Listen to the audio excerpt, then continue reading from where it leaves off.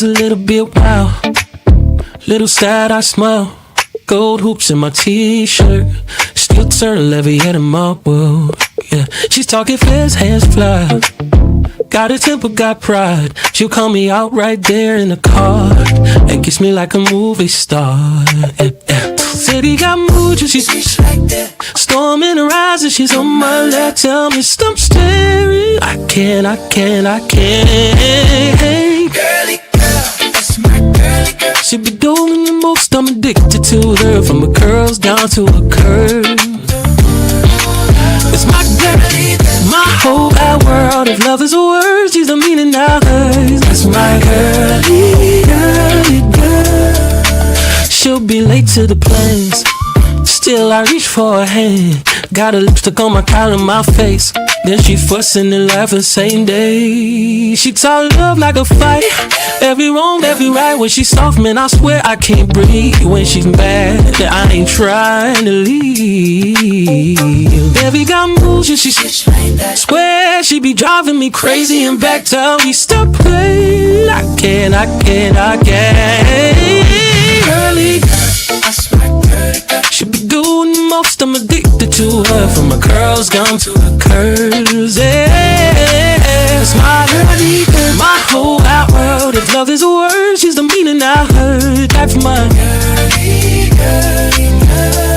She black girl crazy, I love it. Got that fire, I run to it. Missy attitude with the softest heart. All that drama still my favorite part. You be holding her eyes, but she holds me tight. Seeing everything wrong, still it hit just right. If I ever got a face when the lights go dark. Yes, her, yes, her, yes, her.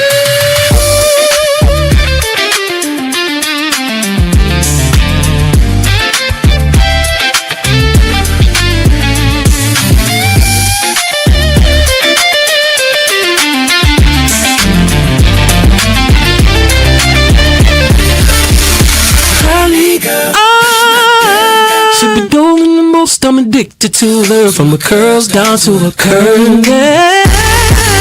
That's my girlie girl. Whose love is words is the meaning I heard.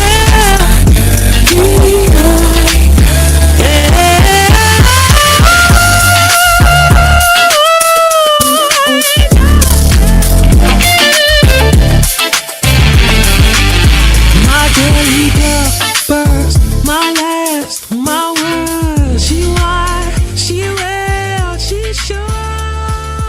That's my steady girlie, girlie girl.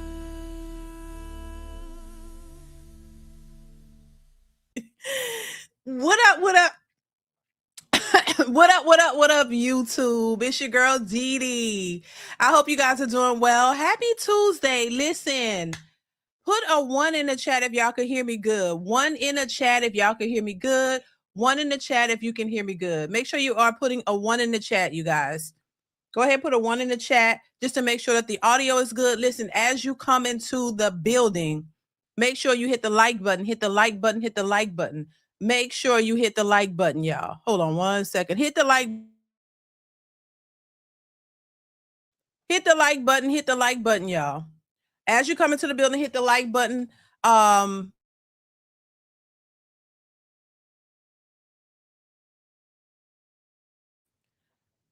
As you come into the building, make sure you guys are hitting the like button.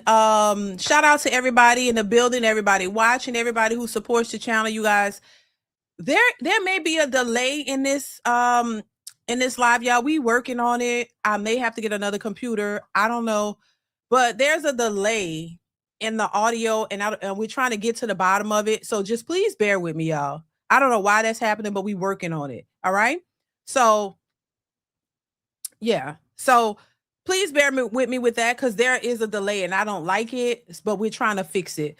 But listen, as you come into the building, make sure you hit the like button, y'all. Make sure you come in, hit the like button as we come in. I have a few topics that I want to discuss with y'all today. Listen, if you are new to the channel and you like the content, go ahead and hit the subscribe button. It is free to subscribe. Share the videos, hype the videos up that are already posted on the channel. I try to post content every single day. So make sure you are watching and liking the content on the channel, hyping the videos up. That definitely helps the channel out. Okay. So make sure you guys are supporting in that way. Shout out to Lorenzo Redmond in the building, King David 942.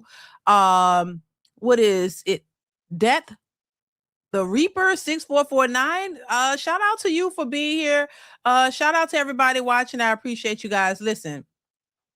Y'all see the title, Jada Pinkett Smith can't wait to humiliate Will Smith plus cuddle parties or the new dates plus more. Oh my God. Baby, there's a lot going on, y'all. So I want to get into some of these topics. Make sure as you come in, you hit the like button and also support the channel via Super Chat or Cash App. If you can, that definitely helps to grow and build the channel, y'all. So make sure you are supporting it anyway, but also hit the like button. Thumbs up is free. That helps the channel to go a long way as well. All right. So I want to play a clip. I want to start off with the clip from Jada. Yes, Jada is at it again, Lorenzo. Yes, she is. And listen, every time this lady speaks out, she always finds a way to drag Will Smith down, in my opinion. Every time she speaks out, she says something that demeans him or makes him look bad in some kind of way. And I don't even know if she knows she's doing that, honestly. I don't even know if she knows or recognizes that she's doing that or not. I don't know if it's a strategy she's using or if she just does not recognize the disrespect. I don't know what it is, but I know I haven't heard from her in a minute. But every time she comes out and says something, it's something that makes this man look weaker and weaker. And this is why people be calling him a beta and a simp and all of that, because, because it just seems odd. And it could be just that this man just really loves her and he just, just gonna tolerate her good and bad, ugly or whatever. When she's displayed on so many levels, the disdain and the fact that she don't really like him like that, she's just tolerating him, but he's just still just coasting in there. And I'm like, it just doesn't make any sense to me. But I want to go ahead and play a little bit from this clip that I saw, and also something else she said a while ago, which was very, interesting to me as well. But I want to get into it. Listen, as you come into the building, hit the like button, y'all, and let me know your thoughts in the chat. All right. So I'm gonna go ahead and play this clip. Y'all let me know what y'all think. Here we go. Living together. It's just this beautiful connection. We will. Mm-hmm. Look at that. Not right now. But you will. Yeah. Oh, yeah. Why do you say that with such clarity? Because that's what it's going to be. That's where it's headed. Yeah. And you both are on that page. Yeah. And but right now I really do enjoy my space. Yeah. I've been living alone. I am my mother's only child. Yeah. Right? Mm-hmm. And so having this time that I've had to myself has been fantastic. Mm-hmm. Just to get to know me, even to have my house exactly how I want it. I don't have to be like, well, what color do you want this wall? You know what I mean? I can just do it. You're the chooser. I'm the chooser. You're the chooser. Right. So when you imagine your life back together, because I'm sure you've seen it, how does that look to you? We don't know yet. You'll build that. We'll build that. And it'll be something new. Everybody's always like, why don't you just get divorced? Yeah. And it's like, that's like quitting. I don't think there's any person that could embrace the best and the worst of me and be willing to hold space in the way that Will holds space for me and the way that I hold space for him. And I know that most people probably go into their relationship as like, you are here to please me. And yeah, our relationship isn't quite that. It's like, it's more about, there's no greater mirror I could have than Will. I can't get around myself, just like he can't get around himself with me. And I think that that's just been what this has been all about. Like, it's been a deep clearing, like really having to look at yourself in ways in that mirror that, sure, we talk about this all the time. Would it be easier to go and find somebody else and have a more pleasing, more comfortable relationship? Maybe. But would that get me to the person that I really want to be? Now, I want to say this. I think she's right on this, what she's saying about Will being the only person Yeah, I think he's the only person that's gonna deal with her shenanigans. I think and that's why they won't get a divorce. They won't get a divorce after all these years. I'm pretty sure she's close to 60 years old, if not, right? Jada Pinkett has to be, how old is Jada Pinkett? She has to be close to 60. I'm assuming. And my thing is, I'm just like, how much more changing do you need? Like, and I think she's highly aware that nobody else is going to deal with that. But Will is the only one, and Will has the money. Let's be clear. Will has the money. Will is the superstar of that family. I'm just saying. Jada Pinkett is successful in her own right, but he makes way more, and he's holding it down. And the fact that, you know what I mean, she's like stringing him along. You know, this marriage, I think, is a marriage of convenience for her. And I think Will is really in love with her. Have to be, because I don't know no other explanation as to why he would sit back and just, you know, every time she comes out an interview, she has something that shows him in a bad light. And I'm like, why? Because with all due respect to her, listen, she has nothing else to come out and talk about. What else is she going to talk about? She doesn't have a movie out. She doesn't have music. She doesn't have anything of her own. So she has to use him for talking points, and it makes him look like a fool. Like, this is your wife. And regardless to the type of relationship that y'all have, that should not be on public display. That should not be for us to be sitting here scrutinizing and having opinions on, because it's your personal experience. And I just think she really does a horrible job in displaying their relationship and talking about it and putting it out there. And I really don't think that that's something that he really prefers, but there's nothing he can do about it. She's going to do and say what she wants to do and say, no matter what he thinks, no matter how he feels. She does not care. And if it's something other than that, I would love to hear her say that. Your marriage is supposed to be between you and your husband. And every time we see her, she's saying something that does not portray him in a good way. And this is why men call that man a simp.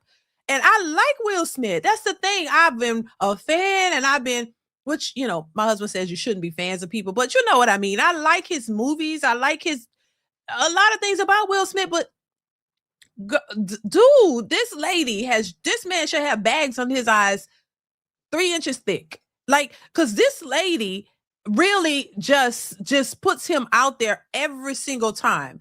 She really just embarrasses him and really just talks about, she's pull all their personal business out on that red table talk. People could speculate, but people wasn't really like knowing. We really didn't know for real what was going on, but she just clarified it and put it all out there and had him looking real stupid.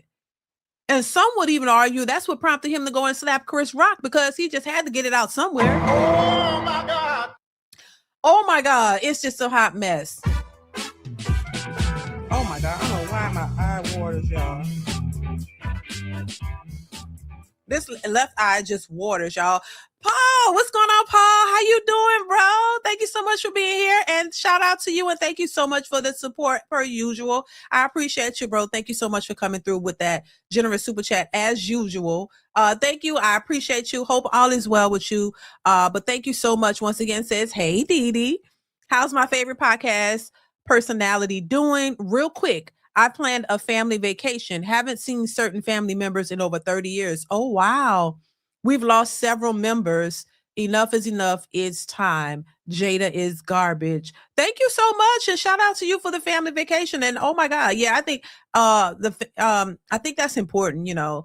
And losing family members is rough. You know what I'm saying? So listen, I hope y'all can rekindle and have a great time. I think that's amazing. Thank you so much for being here once again. And I appreciate you, and I appreciate your support. Trust me, it doesn't go unnoticed. Thank you, Paul. I appreciate you, bro. Yeah, Jada is a hot mess, child.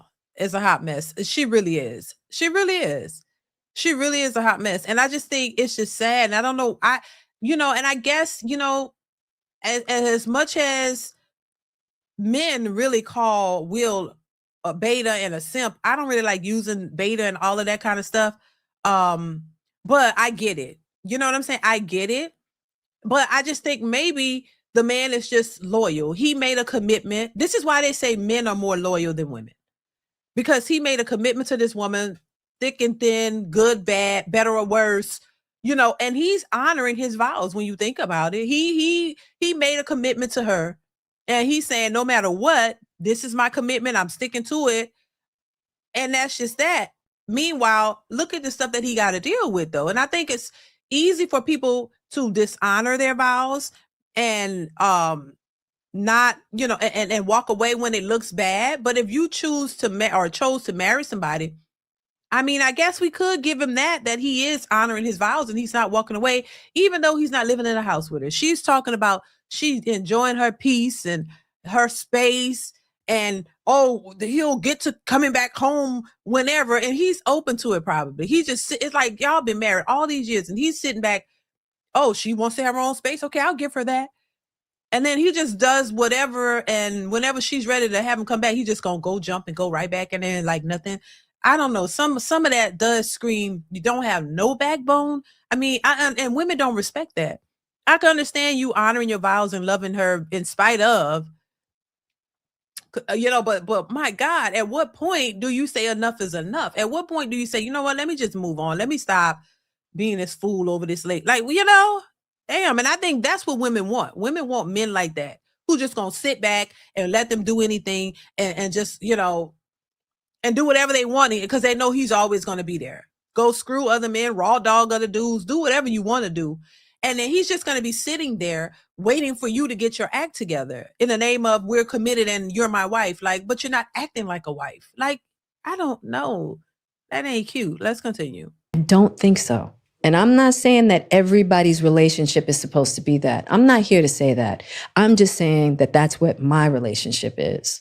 That's something I desire to get to a deeper part, a more spiritually sound, emotionally sound, and really understand love unconditionally.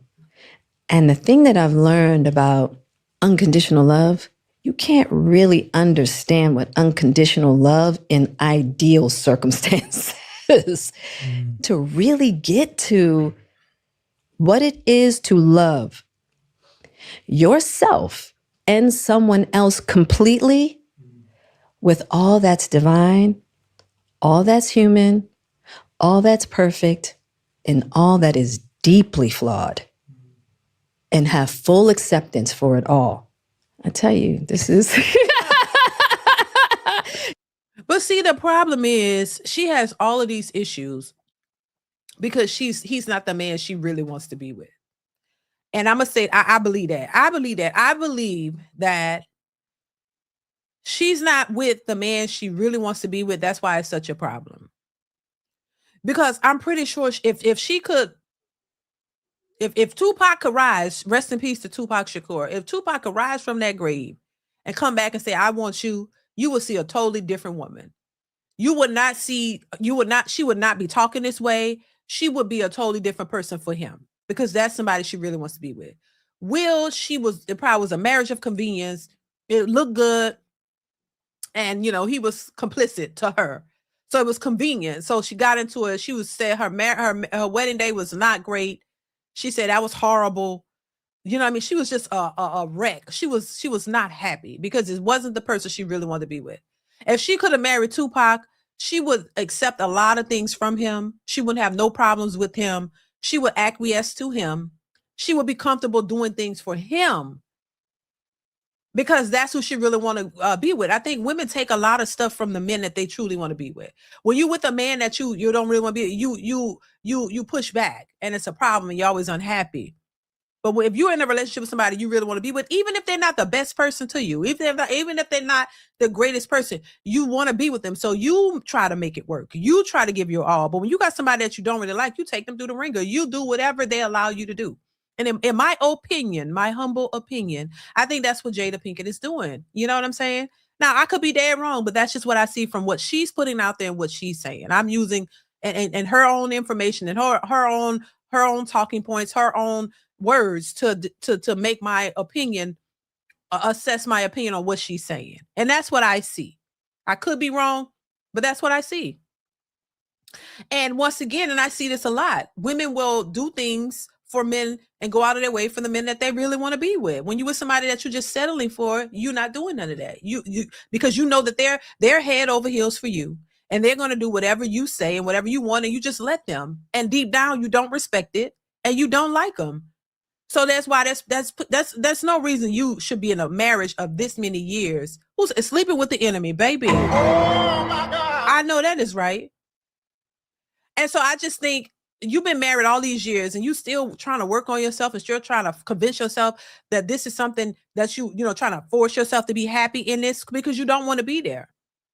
And then he's just sitting on the sidelines because he loved you. And no matter what, he's committed. He said he loved marriage and he honors marriage. And he don't like to get a divorce. The first marriage, he was like, he didn't want to get a divorce. That woman didn't want it.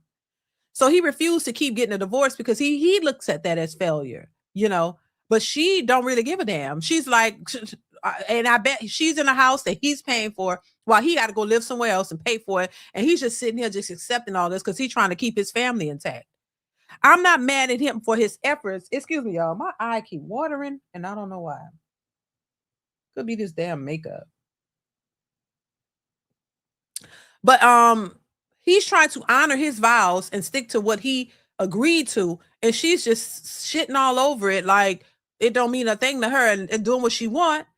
That whole what they call entanglement situation was a hot mess. For everybody to be in their business and knowing what's going on with them was a hot mess. Like she goes around and she talks about it and she laughs and she giggles. She don't give a damn how she make this man. She's not, because once again, it doesn't matter to her. It's all about her feelings and what she wants. She doesn't care or see his feelings.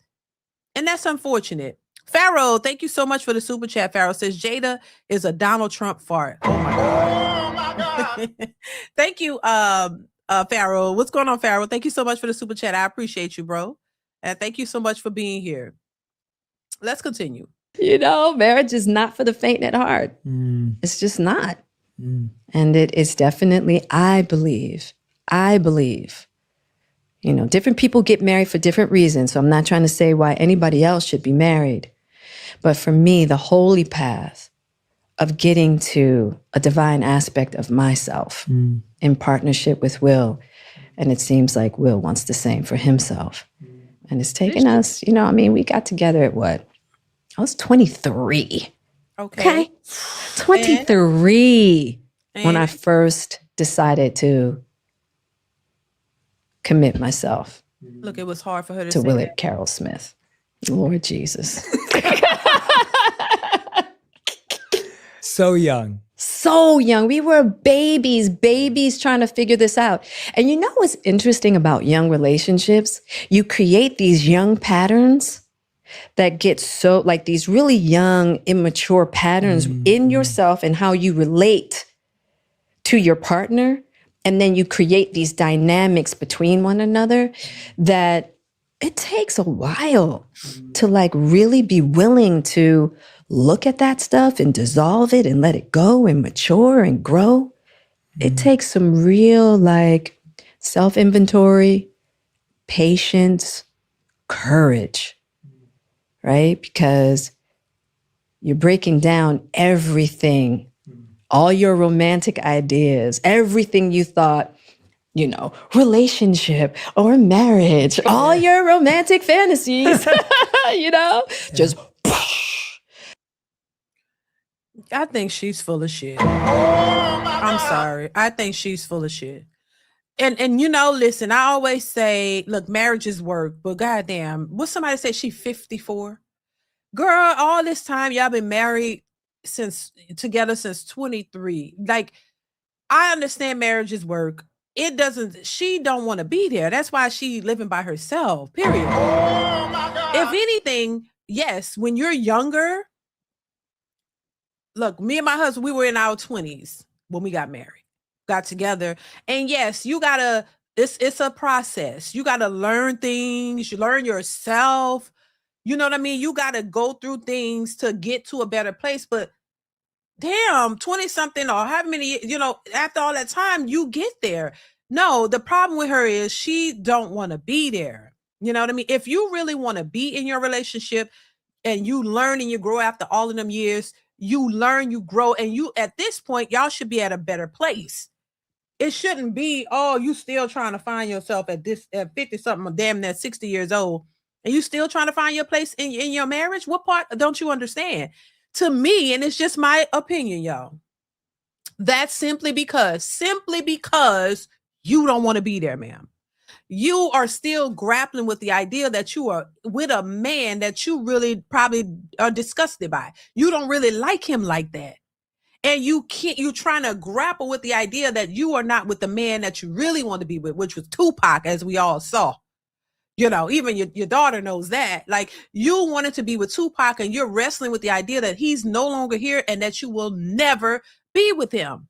So that's really your gripe. So she would rather stay in this convenience, this marriage of convenience, but live separately because she don't really want him around. He probably disgusts her. And why? Because not because he's a bad dude. Clearly, I don't think Will Smith is a bad dude. I don't. I think he really loves his wife and I think he wants to be there, but he's trying to figure out, like, damn, what happened here? Out of all the women in the world, this is who you're with, and this is what you're dealing with. And you created a family with this woman. And she's still trying to figure out what the hell happened. Why couldn't I have the man I really want to be with? So that's why it's so difficult. She don't want to be with him, but it's probably convenient to stay married, and he's okay with it. So it makes it easier for her because he's not trying to get a divorce. He's not trying to do all of that. At this point in her life, she probably knows that she's not going to get another man who's going to be Will. So she's holding on to him. And he's like in her back pocket while they're married. Like, how do you put your husband in your back pocket? She's married, but he's in her back pocket and he won't let go because he don't want to, which makes it easier for her. But shit, she knows she's not going to get somebody else who's going to do what Will is doing, in my opinion. She's not going to get another man who's going to do what he's doing. She's not going to have that. And she's not going to get that. She might get somebody else that she can maybe be in a relationship with and play around with, but she's not going to get another man who's going to do what Will is doing. So she got to stay there. So the best option, in my opinion, would be to do what she's doing. She's sitting over there, living her best life by herself. They're asking her, when is he going to come back to the house? Why would he want to at this point? Like, just let her do her thing and you do your thing, which it seems like that's what they're doing anyway. Y'all, my eye keep watering, y'all. My bad. I don't know why. It always does that. But yeah, I just think that it's just a hot mess all the way around. And to me, it is embarrassing the way she comes out and talk about him. It's embarrassing. It's it makes him look foolish. You know what I'm saying? I don't think that in a marriage, and especially a marriage that you've been in for so long, should operate this way. And y'all know I think I'm fair when I say to each his own. You know, however your marriage is, what works for you, it works for you. Because at the end of the day, that's your marriage. Everybody's marriage is not the same, and I can respect that. But what I'm saying is, every time she comes out and says something, we always looking at, oh my God, how does Will think about this? Does she even consider what Will is thinking? Do you even care about his feelings and how this looks to the public? Why not just leave your personal business off the table? Just talk. But if she does that, what else is she talking about? What else has she got going on if she's not talking about Will and their relationship? That's all I'm saying. Like, what else does she have to talk about? Because you don't have nothing else, going on at the moment, but it's always about him and their relationship. Why does that have to be something for her to talk about? Why is it such a spectacle? You know what I mean? She knows by now, you should, that people are going to have all kinds of opinions on it. And why put it out there? I would, if I was Will, I wouldn't want to go outside. I'm just saying, because it looks bad. And everybody's saying, oh, the man is a simp. Oh my God, he's y'all know the words, a simp. And oh my God, he's a beta and all that, which once again, I don't really subscribe to that, because I think it's crazy. I don't think every man is gotta be a simp or a beta if he loves his wife. But I'm saying, like, the way she speaks, she don't really give a damn about his feelings. I think you should be concerned about your spouse's feelings and how they're being portrayed in the public. I don't think you should just go out and say any old thing and don't care about what people think or anything because it's his image. At the end of the day, you keep making him look bad. You keep giving people a reason to call him a beta and a simp and all of these things. And I just think that's crazy. I wouldn't want to put my husband out there in that way. I wouldn't want my husband to put me out in a certain way. It's about respect and having boundaries and standards and being concerned about the person that you love and the person that you're with. Like, you know what I'm saying? Not just saying whatever and just it totally, just put them out there in a way for people to disrespect them. The same way you're supposed to protect him, you want him to protect you. You know what I mean? And so I don't know. I don't be feeling Jada. Like, Jada, shut the hell up sometimes. Shut the hell up. Go with your life. We don't need to know everything. I mean, that Red Table Talk exposed everything about their marriage, everything about their life. And I just think that's just, we don't need to know. We don't need to be privy to all of that. We really don't. We really don't. Thank you, Jazz. What's going on, Jazz? How you doing, baby? Whitney 9575. Thank you for the super chat. Thank you for the super chat. Says, in my opinion, getting married under age 25 is too young for both men and women. Thank you, Whitney. I appreciate your super chat. Yeah, I think a lot of people feel that way. But of course, I probably think different. Yeah, it depends on the person, Whitney. I think there are younger people who are mature for their age and, they're ready for something like that commitment. I think the difference in getting married young, in your 20s, early 20s, is the only difference, in my opinion, is that you still have to grow as a person, right? And you can either grow by yourself and learn yourself, or grow with a person where you both are growing together. Because remember, it's not only the woman that has to grow, the man too. If I'm assuming that if you're 25, then the person that you with would be in their 20s as well. You know what I'm saying? So if that's the case, that means y'all are both growing together. And now it's a make or break situation. I ain't gonna lie to you, because yeah, it is rough when you're young getting married because you don't know yourself. You're not fully mature. So you're growing together, and that could either help you to grow or you could fall apart. And in many cases, people fall apart. I can't lie about that. Many people fall apart. So you have to understand that it's going to be, a situation like any marriage. Even people who may get married older still have those issues when they end up, getting divorced because they just can't figure it out. So it really, there's no rule book. There's no one size fits all. There's no like certain way for it to know if it's going to progress or falter.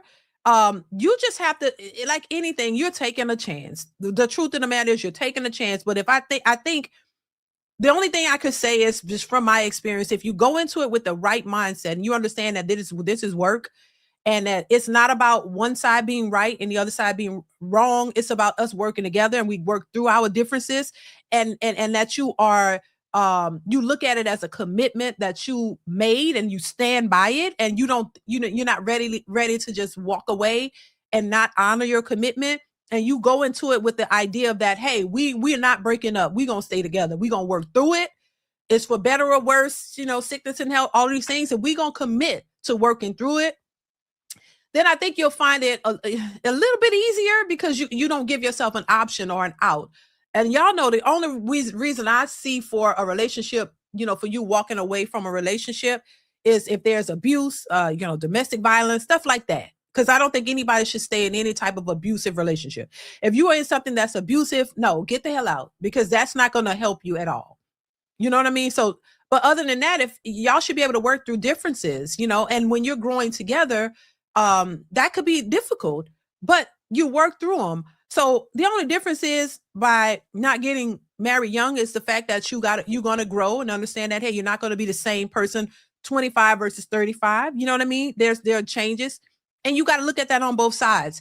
And the only other thing is, you're not exposing yourself to multiple men or women on either side.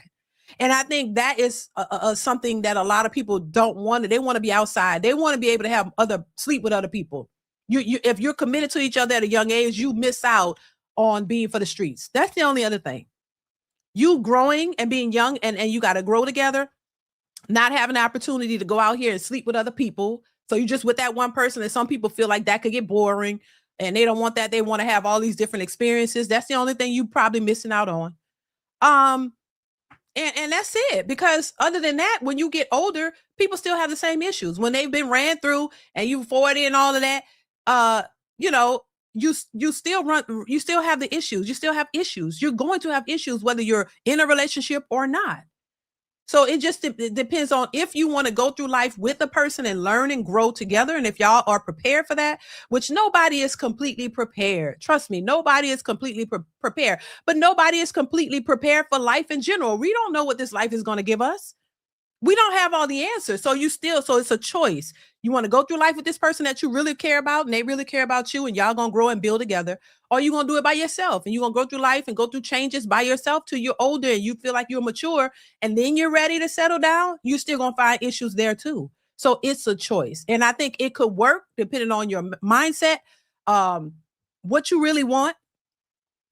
It could work. And then there are a lot of cases where it does not work out because for whatever reason, I'll say that. But I just wouldn't say, oh, just getting married young is just a complete no. No, because I know a lot of couples who are married and they got married. Some of them got married in college. Some of them got married, some of them got married younger than that. You know what I mean? But it depends on what you want and how serious you are about commitment and marriage and how serious you are about that person. Because a lot of people get into marriages for the wrong reasons and then they fall apart. And then, people are like, oh, well, you shouldn't do it. No, it depends on your motives, what your goals are, how you view this, what's important to you, all of that. So that's how I'll just say it. So either way, it could be screwed up. You know what I'm saying? Either way, whether you wait or whether you don't. Thank you, Whitney. I appreciate you. And then there are people who have been married, who have been together for 20 years, not married. And then they get married and then they break up 3 years or 2 years after the marriage, which is weird to me. Y'all was in a relationship for 20 years and then y'all get married and then you break up. I don't understand that. That's weird. What's going on, Jazz? Jazz, thank you so much for the super chat. Oh my God. Says loving the commentary, and you look gorgeous. Love the commentary. Thank you, Jazz. I appreciate you, boo.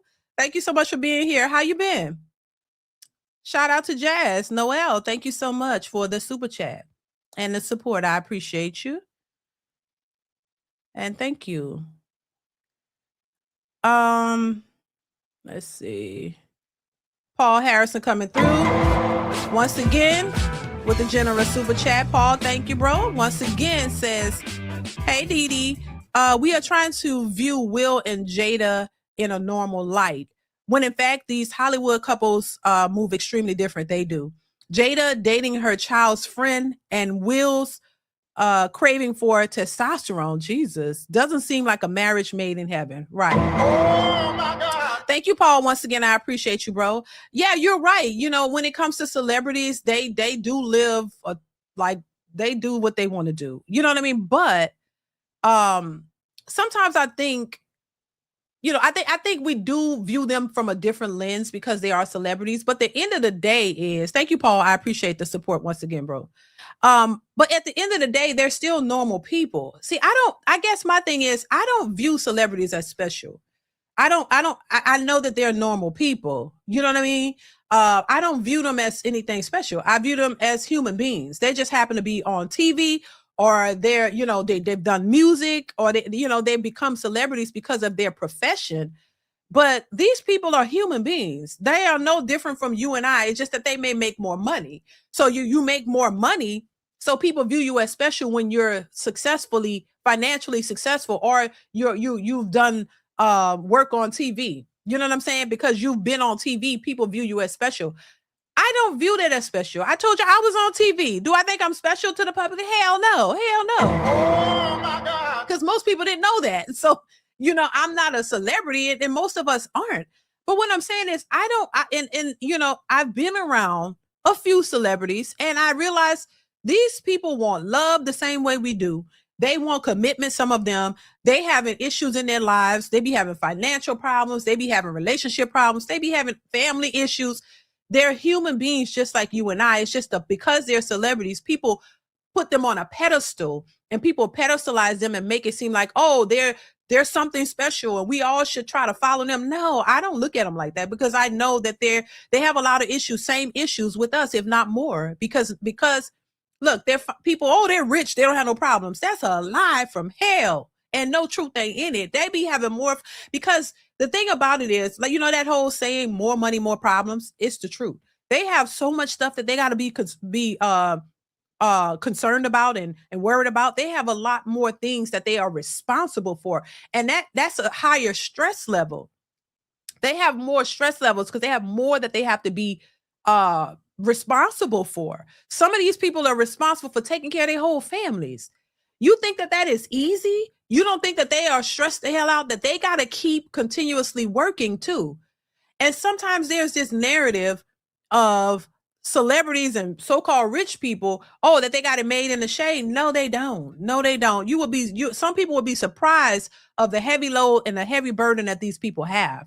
They have to take care of families. That means they got to keep working. People think that if you're rich, oh, you just sitting back like a fat rat on a boat somewhere, just, you know, chilling. No, they got to work. They got to constantly work. These bills, they're just like everybody, bills come in every month. You got bills to pay every month. And they're not going anywhere.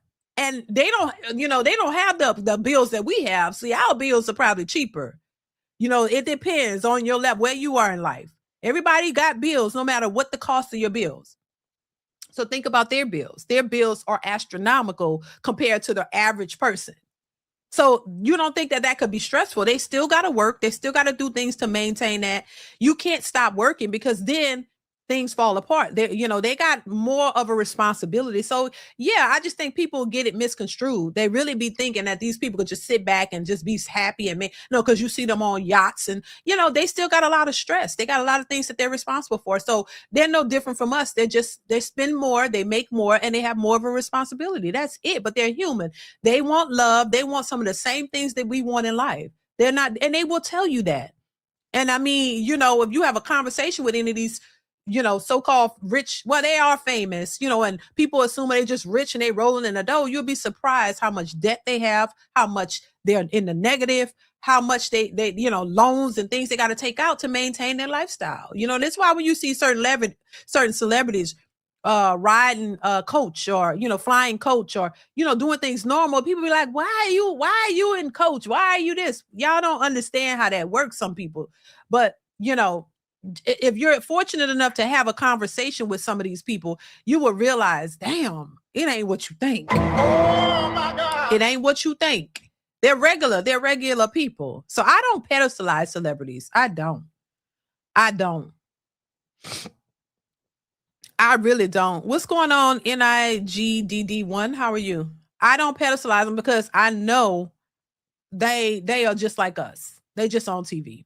Whitney says, I agree, and you look gorgeous, by the way. Thank you, Whitney. I appreciate that. Thank you so much for the support. Yeah. So yes, yeah. They're regular people, baby. But people are going to pedestalize them. That's the whole point of being famous, because they look at them in up here. And so people either try to emulate them or be like them, but you don't realize behind the scenes what they're actually going through, what they got to deal with. So, you know, it's a lot. It could be a lot. But anyway, y'all, I don't went off on a tangent. Yeah, make sure you guys are hitting the like button, y'all. Please hit the like button. Hit the like button. Let's move on. I want to move on. Yeah, Jada Pinkett is, you know, I just wish she would just be quiet. Live your life, girl. Stop throwing your husband under the bus. Stop talking about him. Stop saying things that make people look at him as a weak individual, because I think that's what it does. It makes him look weak. And men and even women are looking at him saying, damn, why? Can you tell her to just not talk about y'all personal life? Because it's not like you're saying great things about him and you still married to him. Because if he's such a horrible person, people are like, well, why are you still married to him? But she's not saying he's a horrible person. If anything, it shows that people are looking at her in a horrible light and saying, girl, you done had what is it? I keep forgetting that word. What is it? A transaction with that guy, and entanglement with that guy, you know, put that out there and he was sitting back just watching or whatever. I don't know. Was he watching? What the hell was going on? I mean, I do believe, and I'm starting to think, because my daughter was telling me she thinks that, you know, she even said she think Jada might got something on Will. She might have one of them Diddy tapes or something. I don't know, allegedly, you know what I'm saying? She might got him on a Diddy tape or something, because he moving like she got something on him. She know where the tapes are. She know where the tapes at. She know where he at. She know what's something, because he just be just sitting back chilling, and she just be always like saying things that just make him look crazier. So maybe she got something on him. I don't know. But sometimes I wish you would just be quiet. Live your life. We ain't got to know everything going on with y'all. We didn't even have to know that y'all not living together. Y'all could just live your life. Talk about something else, because that's your husband at the end of the day. And if you don't have a level of respect for him, why are you still with him? If you don't really like him, if he's so bad, or if he got some issues going on, you know what I'm saying? Just be quiet about it, or just walk away. That's all I'm saying. That's all I'm saying. Let's move on. I want to move on to this other video clip that I saw. Then I want to get y'all thoughts on this. And this one is about cuddle parties. Have you guys ever heard about these cuddle parties that people are talking about, child? I want to talk about it because I find it interesting that people are talking about something called cuddle parties. I've never heard of it, but we're going to talk about it today. Make sure you guys are hitting the like button. Hit the like button. Let's get into it. Here we go. Hey guys, about this one time I went to a cuddle party that actually was like an orgy at the end. So pretty much I heard about this. Okay, hey parents, don't watch this. Pretty much I heard about this from a friend of a friend of a friend, and they were explaining to me that they go to cuddle parties and stuff like that. I've never heard of a cuddle party, and I also know that it's unsafe, but I'm the type of person where I'm gonna do it for the one time. Okay, so I was like, okay, I want to go to a cuddle party. So my homegirl and I at the time, we don't talk anymore, but my homegirl and I at the time pull up to this house, and it was really nice on the outside and didn't look weird. So I'm like, you know what, let's do this. We go in, we were greeted by this hippie white lady with dreads. Okay, that's a little bit, I was a little cooked out by that, but I'm with the kooky, so to an extent. But anyways, in the front there was like a bowl of condoms and lube, which I was like, that's a little bit weird, but you know, if I had a place, I would probably offer condoms and lube too, to promote safe sex, whatever. So we're greeted by a whole bunch of people. There's a whole bunch of people literally just innocently cuddling on the floor. They had like pillows and blankets on the floor. They had like a whole bunch of couches and this and forth. I don't know. I think it's set up to be like that. I think that's the sole purpose of the spot. So anyways, there's a whole bunch of people who are cuddling and just chatting amongst one another. It was a sweet, innocent, cute environment. Okay, cool. So I end up talking with people, conversating, whatever, and I end up cuddling with this guy, which he was cool. He wasn't touchy inappropriately. We kind of were like cuddling face to face, which was pretty cool. So we were having conversation. I'm asking him questions about it, and he's just like, yeah, basically it's a space where people are able to cuddle without it feeling any sort of like it's not sexual. This aspect is not sexual. So I'm like, okay, you know, cuddling, still talking, having a great time, talking to other people, socializing. My homegirls doing the same shit. I'm like, yo, this is cool. This is cool. There's movies playing, like music. It was cool. They had drinks, everything. All of a sudden, that host with the dreads, lady with dreads, she gets up. She's like, okay, we're gonna now open up the red room. Wait a minute. So who is this? Says Afila something. Sunny says y'all 6 years late. Says this been going on since 2019. Tell us about it. So the cuddle parties have been going on, which basically they're saying are like orgies or whatever. So I know what an orgy is, but why are they calling it? So it's a new way. It's a branding, a new branding. Now they calling it cuddle parties as opposed to orgies. We know what orgies are. We know people been doing that for years, but they're just calling it cuddle parties now. Because there are videos of it where people are like in a room and they're all together and they're talking and they sitting around with pillows, and then they start hugging, and then after the hugging, what they start doing? Like, do they start busting it open then at the end or whatever? Are they using cuddle party to lure you in, and then when you get there you realize it's nothing but a good old orgy? Like, is that what's happening? Oh my God. Because she said she didn't know. Basically, she didn't know. JSU Tiger 07, thank you for the super chat, says Jada, Aisha Curry, and Michelle Obama need to chill out disrespecting their husbands. I agree. Those are like, everybody don't need to know that. No, you know what I mean? Just chill, live your life. I mean, yeah, I don't think everybody needs to know everything about your marriage. I'm just saying. Thank you, JSU Tiger 07 for the super chat. I appreciate you. But let's continue with this cuddle party stuff. I'm like, red room. In my mind, red room is demon time. So I'm like, oh, what the fuck is the red room? A couple of people get up and they head to the red room, and I'm like, I want to go to the red room. What the fuck is in there? I peep in a little bit. Red room had a whole bunch of like sex stuff. Wow. So I was like, oh, okay. I'm not entering the red room. Not trying to have an orgy. So I go back and I ask the guy, I'm like, what is the red room consist of? He's like, it's basically a place where people have sex. And I'm like, hey, that's really cool. So my whole thing is, right, I'm fucking with it. That was cool. If I had the opportunity to go to another cuddle party, I would. I haven't heard of one since the last one I went to, which was, I'm not gonna even reveal that. I went some time ago. But yeah, that was such an experience. And then I ended up just continuing to cuddle with that guy, talking to people who didn't go to the red room, and then eventually I just got up and left. We just left. So what a day. What a day. Okay, y'all. Listen, when I first heard it, I'm thinking, oh, okay. So for people who are feeling lonely and you ain't got a man or you ain't got nobody to cuddle with, you just go to the cuddle parties and you could just get held and, feel good about yourself and get some interaction with a guy with the opposite sex. Let's just say that y'all just sitting around cuddling.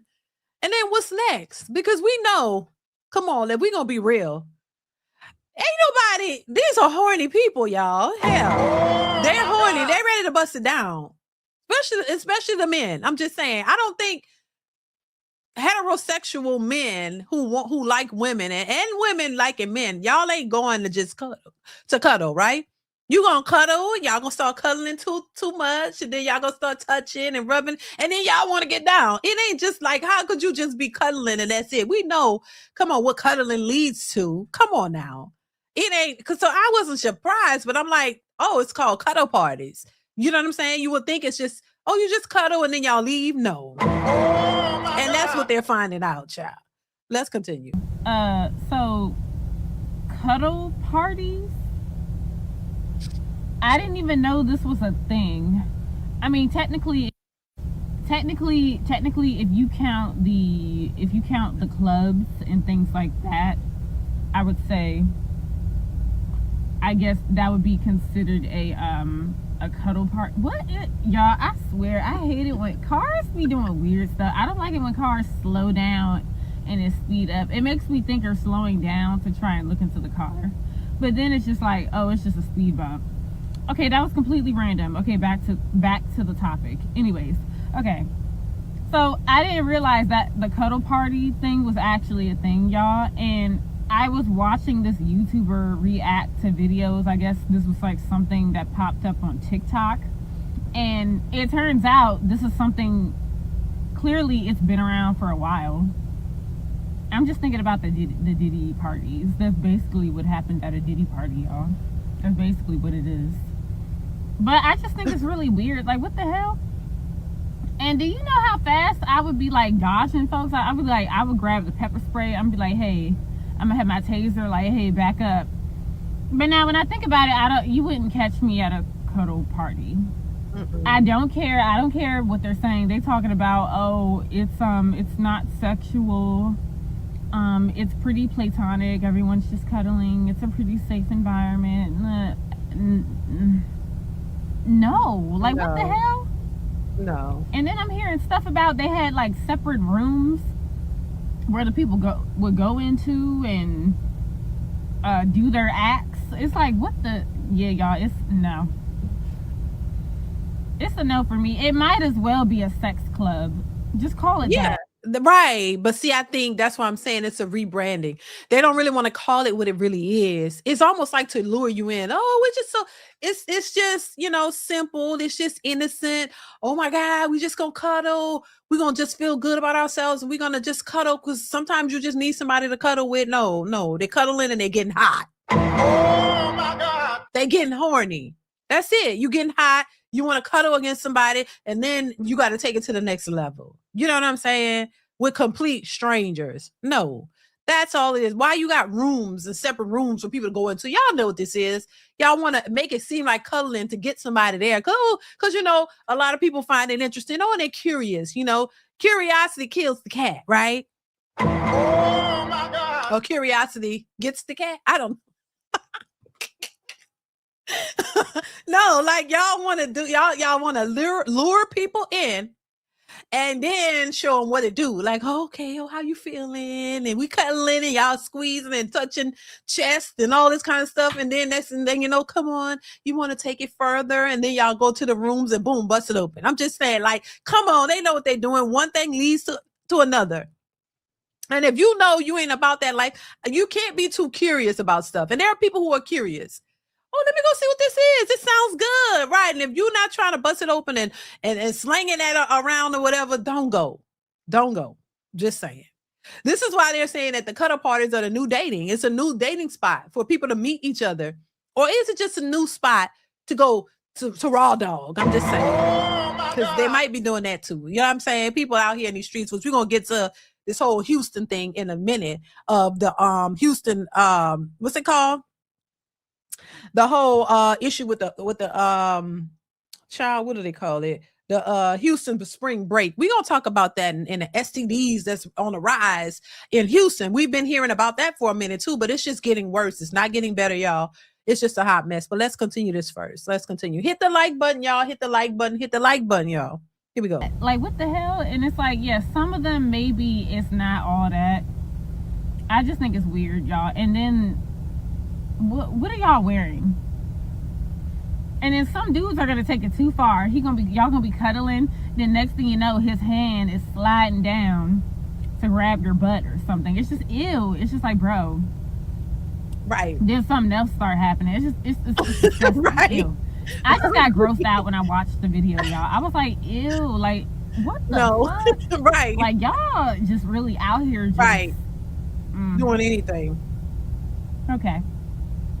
And I know there's going to be some people, well, I went to one and it wasn't like that. Okay, good for you. Good for you. Like, right. No. Don't go. No. What the hell? No. I'm not. And who came up with this cuddle party? I would love to know who established this name and who came up with this.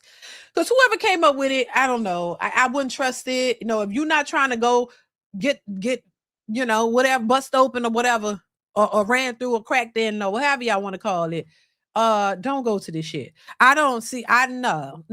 This ain't no innocent. Like she said, there may be somewhere, all they're doing is cuddling. Child, who wants to be cuddled by a complete goddamn stranger? No, I don't want to do that. But somebody might be interested, because seeing as there are a lot of people out here who don't care who they sleep with. They don't have a, you know, they don't care. They don't have no standards. They'll just do it with anybody. Just, if you cute enough, okay.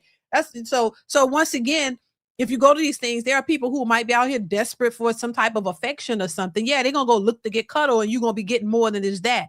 But some people might be okay with it. I'm just saying, but if you're not okay with, you know, somebody attempting to cuddle and take it to the next level, don't go to this shit. This ain't, no, but I mean, look, if you know what you're getting into and that's what you want to do, that's your business. Okay. That's you. That's different. But if you're going to this naive and thinking that, we're just going to be hugging and cuddling, and if you're okay with cuddling with women and men or whoever is there, you don't know who's sitting in these places. This could be some type of setup. You know, you could go to this shit and you don't know what's going to happen. So I'm like, no. It's a no for me. I don't care. If I was single, there's no goddamn way I'm going to a room full of strangers talking about cuddling and touching and doing all this for what? No. Let's continue. I'm not feeling it. No, like, y'all, I swear, taser and pepper spray. See, this is why, just don't go. You just don't go to events like this. And you already have to worry about dudes being weird at a club. Right. Or you going to a bar. You already got to worry about that shit. And it's just like, a cuddle party? Oh, really? We're going to give it another name to make it sound innocent? Okay. That's just very weird to me. Like, somebody, like, is getting elbowed. People gonna be getting kneed, getting kicked. Like, do not touch me. Ew. All right. That's my reaction. I'm done. Y'all let me know what you think about this in the comment section below. Did you go to an event where people didn't do the most, and maybe it strictly was cuddling, and you had fun, you know? Yeah, other people just cuddling with each other. Yeah, there we go. And it's just platonic. Even that, I just don't want another person. No, even I get it, but it's like, do we have to do this? Like, why? I don't know, y'all. Y'all let me know what you think about this down in the comment section below. Yeah, weird. Bye. That's it. Said nobody else gonna say it, but I'm gonna say it. Y'all made me want to be a kid again. I mean, y'all keep stealing my innocence, bro. What little is left. I thought a cuddle party meant people just cuddling, you know, hanging out. That means fucking orgy.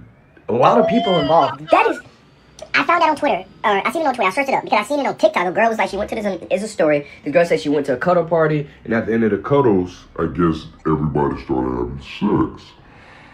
Me, and I'm like, well, it did say cuddle party, so you can kind of assume that, but I'm like, this can't be a real thing. Boy, was I wrong. I just went on fucking Twitter and searched up cuddle party. Listen, look at your own risk. Okay? Don't say, oh, this guy on TikTok, no, I didn't tell you to do shit. I'm telling you that you want to see some things that you do not want to see. Right. And social media is a dark and horrible place. And that's really where I'm going to leave that at. No way, that is what a cuddle party is.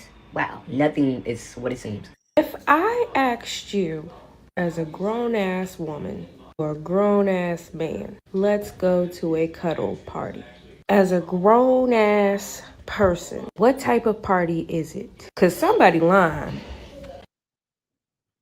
Yeah, that's insane, y'all. I'm not for it. Yeah, like he said, that's another term for orgy. Come on, anything goes. This is what we gonna do. It's the happy ending. You know what I mean? Come on down to the cuddle party. You know, be prepared for anything. Be prepared for anything happening. Anything could go down. If you want to do this, come on. We here for you. Like, come on. Like, no. But once again, if that's your thing, that's your thing. I don't really give a damn. Like, at the end of the day, if that's what you want to do, you make that choice. Look, American Man says, I'm not cuddling with anything I'm not poking. See, and that's what I'm saying. So common sense will tell you it ain't just cuddling. But why? But I'm with what the lady said. Why phrase it as that? Is that a way to lure people in? Because making them think that because cuddling means cuddling. That we just gonna cuddle. It's a safe place. You can just do this. No, why frame it as that? Let them know what's going on. Listen, we do cuddle now, but if you want a little extra at the end, we got you. So be prepared, if you want to do that, because that's what we all here for, really.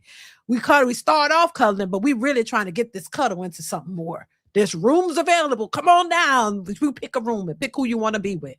Just let them know up front, because this cuddling thing could.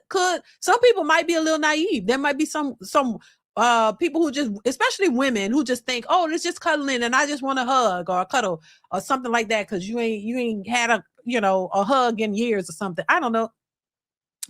Don't frame it as that. Let people know what's going on. This is basically an orgy.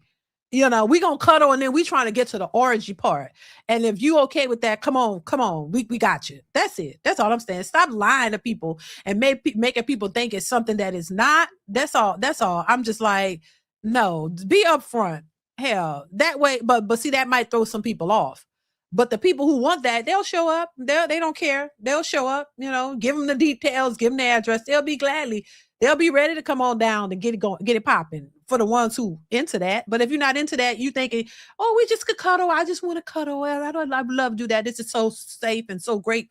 No, you're lying to those people. Which brings me to this. I want to talk about these STDs that are running rampant. They're saying in Houston for spring break, and then then we're gonna move on to some other things I want to talk about as well. But make sure you guys are hitting the like button, y'all. Make sure you hit the like button. Hit the like button, y'all. Let's get into this next clip. Here we go. Over spring break and all y'all going to Houston, I'm going to tell y'all what the STD rate has been from 2025 to 2026 in case you decided to go out there and hunch. Yeah, this is real. I just thought somebody was calling me. Okay, syphilis has surged all the way up to 79% in the year 2025 leading into 2026. HIV has surged and increased in 17%. Gonorrhea, chlamydia has surged 32%. And the ages are from 15 to 24 years old with that. All the hot spots, where they're saying like the main sources of these STDs are coming from: Montrose, downtown, OST, South Union area. The demographic is Black people, Hispanics, whites, ranging from the ages 15 to 35. Yeah, so if you went to Houston for spring break, I hope you didn't hunch nobody out there. Thank you. Have a good day. Be safe. Have fun. I said it, man. I said it. How many times do I have to say it about coming out here to Houston looking for a relationship, man? Guy posted something on YouTube, TikTok, and Instagram.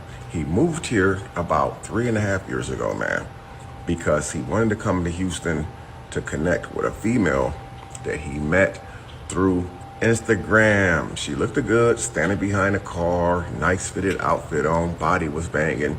Got here and found out that it wasn't what he thought it was. His story is that when he first met her through Instagram, that she claimed to be a nurse and going to school to own her own dentistry office or whatever. Get out here. A week after he moved out here, a week before she moved out here, she claimed that she lost her job. Her car was getting repoed or had got repoed. And that's just not the crazy story. After they started dating for a while, he noticed that she started disappearing from home a lot. And then when she would come home, she would have all of her friends over. And he didn't have a job, so he didn't have medical insurance or anything like that. He started messing with her and everything was good. About 3 weeks into the relationship of him moving out here to Houston, he ended up contracting something that caused him to burn when he was urinating. We know what that is. That's that big G. You guys don't know what the big G is? That stands for gonorrhea. So he's online crying about that she burned him. He caught gonorrhea. He swore he never cheated on her. He didn't know anybody out here. Now that's 3 weeks after he moved out here. Now, come to find out, he's online saying that he has HIV symptoms, guys. It's a sad story to see this man on here crying like this, but it's real. And this is why I say, coming out here to Houston, man, trying to date, man, you're going to end up catching something that not even a doctor can get rid of. Now, but see, and this is why it's so important. I don't care, male, female, both. Y'all got to be careful out in these streets, baby. And it's not just a Houston thing. It's no matter where you are. It's not just strictly Houston. No matter where you are, you got to be responsible with your body. Like who you're going out here sleeping with. Just because she got a big button, this cute smile, and she cute and fine and all of this, doesn't mean that she ain't walking around with something. Same thing with a guy. If he's fine, tall, he's 6 feet, he got all these things y'all that women are looking for in a man, but he got something else that you don't understand or privy to. And then you go busting it open and thinking, oh my God, he's cool, I'm gonna get with him. And then you end up walking around with something that you can't, either something you can't get rid of or just something in general. Like this, it's a real scary scene. It's really something that you really have to pay attention to and stop. This is why I say everybody is so focused, not everybody, but a lot of people just focus on screwing. Like what? Screwing is at the forefront of everything. People can't see anything other than just that. You're so anxious to screw and bust down this chick, and these chicks are ready to open it up and say, come on, if you fine and if you tall and if you got what they looking for. It's just nobody want to sit down and have a conversation to get to know people. Everybody just worried about screwing and raw dogging at that. Y'all just want to screwing and raw dogging at each other. It's just everybody care about is sex. Now, while sex is great, okay, and it's a part of life and relationships, but you got to be selective in who you're doing that with and get to know the people a little bit first. God damn, you meet them and just because they look good on the surface, y'all just ready to bust it open or either you're desperate and you haven't had none in a while and you just, the first person you come across, you just ready to go to Pound Town. And then when you end up burning and have blisters all over your body and your mouth, you know, for jumping and then that's another thing too. People be ready to just put their mouth on anybody. Y'all don't even know where that coochie been. Some of these men just ready to go down on these women, don't know what they got going on. Come up and you got blisters around your mouth. Yeah, have y'all seen those images? Like what and it's so disgusting. It looks nasty. And who wants that? It just makes me itch. Like, you go down, you wake up, you got blisters all over your mouth. You didn't take the time and get to know this woman to see if she was promiscuous. You just ready to go, ready to pound and ready to go down, and then come up with all kinds of shit going on with you. Everybody just cares. That's all everybody worried about. Not everybody, but those who are. So y'all see. And then when you get something, you crying on social media and, oh my God, why didn't he tell me? Or why did she tell me? You think people are really out here trying to disclose that they got something? You think that would be the responsible thing to do, and that you should tell the person, hey, you know what? I've been exposed to this, yada, yada, or I got this or whatever, and so we're not going to do that, or we got to be cautious. So, no, everybody's not responsible. In fact, there are a lot of people who go out here with stuff and purposely try to spread it to others. Hey, I'm not going to be the only one. I ain't going out by myself. I'm going to give it to as many people. There are people who literally try to push that and spread it to give it on purpose to other people. So you got to be cautious. Stop running out behind a chick because she got a fat booty and she got a cute face. And you're like, oh, I want to tap that, be ready to just, and then don't even want to use protection a lot of times. Just go out here raw dogging anybody. And then when you get the big G, or you get something you can't get rid of, now y'all sitting around looking crazy. And then some of y'all want to go past and spread it to other people. Like, nah, it's not the time to be out here raw dogging and spreading diseases. This is not it. It's not it, y'all. This is horrible. You got to really be cautious and careful out here. Who you, there's no way to fully know who's doing what unless you go to the doctor with that person and make sure they're getting tested, and you look at the paperwork right there. Cause they could fake paperwork too. So no, just don't trust their word. I'm just saying, like, it's not the time to be out here doing this and raw dogging for sure. Because we, not only as a woman, when you end up pregnant by sleeping with one of these dudes, but you could really get something out here bad. And a lot of these dudes too. Now, y'all, some of these men got to stop being so thirsty. I'm just saying, because we could talk about the women and how women end up with something or a baby, but men have to be responsible too with how they're spreading their seed and who they're going around with. I mean, we come on, we that's just what it is. Everybody has to be responsible. You can't just be going out here raw dogging with anybody, not realize or not caring that you could either get this woman knocked up, because she don't care if she busted open for you too. She don't care.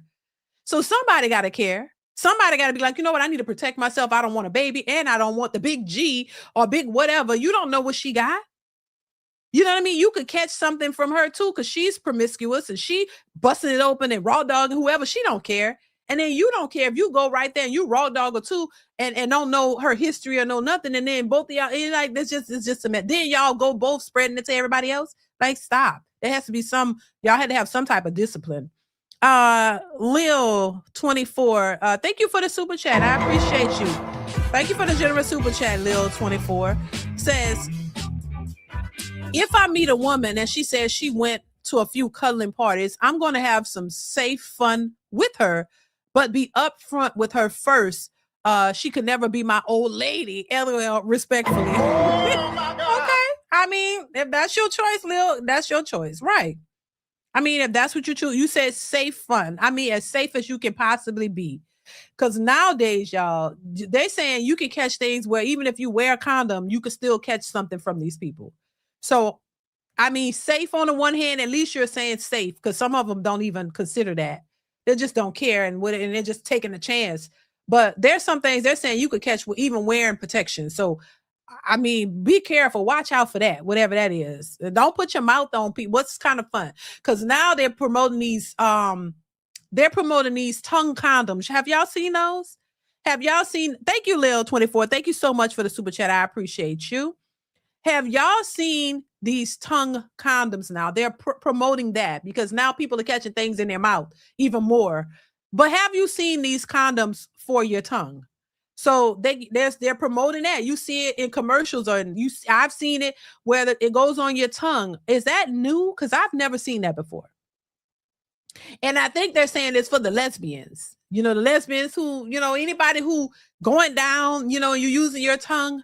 They're promoting it for the lesbians, but whoever who putting their mouth on people, because now they're contracting things in their mouth.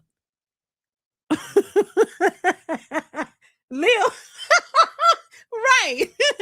Leah, I see your comment. I like, come on now. So now there's an outbreak of people catching stuff in their mouth and tongues and stuff. Probably got bumps and blisters all over because they putting that mouth on anybody. Like, come on now, y'all, come on, y'all, come on. You can't be so desperate and so ready to just do any and everything with people you don't know. You don't know what these people got. They be walking around with all kinds of things. They got dudes out here with blisters and bumps and all kinds of diseases, and they wrapping it up trying to hide it, and then putting a condom over their swollen parts and still trying to screw. Like, come on now. Come on. Y'all got to stop. You know what I mean? Out here just stinking and bloated and bumped up and nasty and just still trying to screw whatever walking. Like, you got to stop. That's just disgusting. You know what I mean? This is why I say, why is it so difficult to find a person that you are compatible with and that you like and they like you?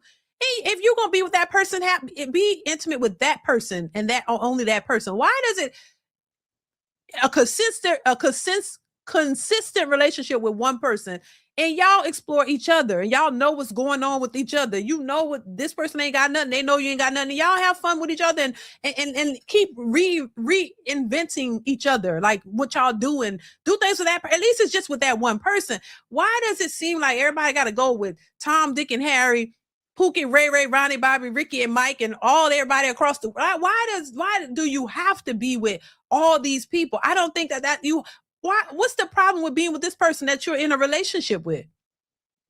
And person to person, not you gotta every day of the week is a different dude or a different chick, or you gotta experience that. That's not a prerequisite that you have to be with all these different people. Now, if you're in a relationship, I get it. And then if that relationship ends, you go to another relationship, not just hoeing around all over and then be surprised when you catch something. And there are a lot of people lying about their statuses too. Like, you can't be out here, in my opinion, just promiscuous, busting it open, slanging that D and thinking that you're not going to catch nothing. Eventually you're going to catch something for sure, because you out here just being reckless.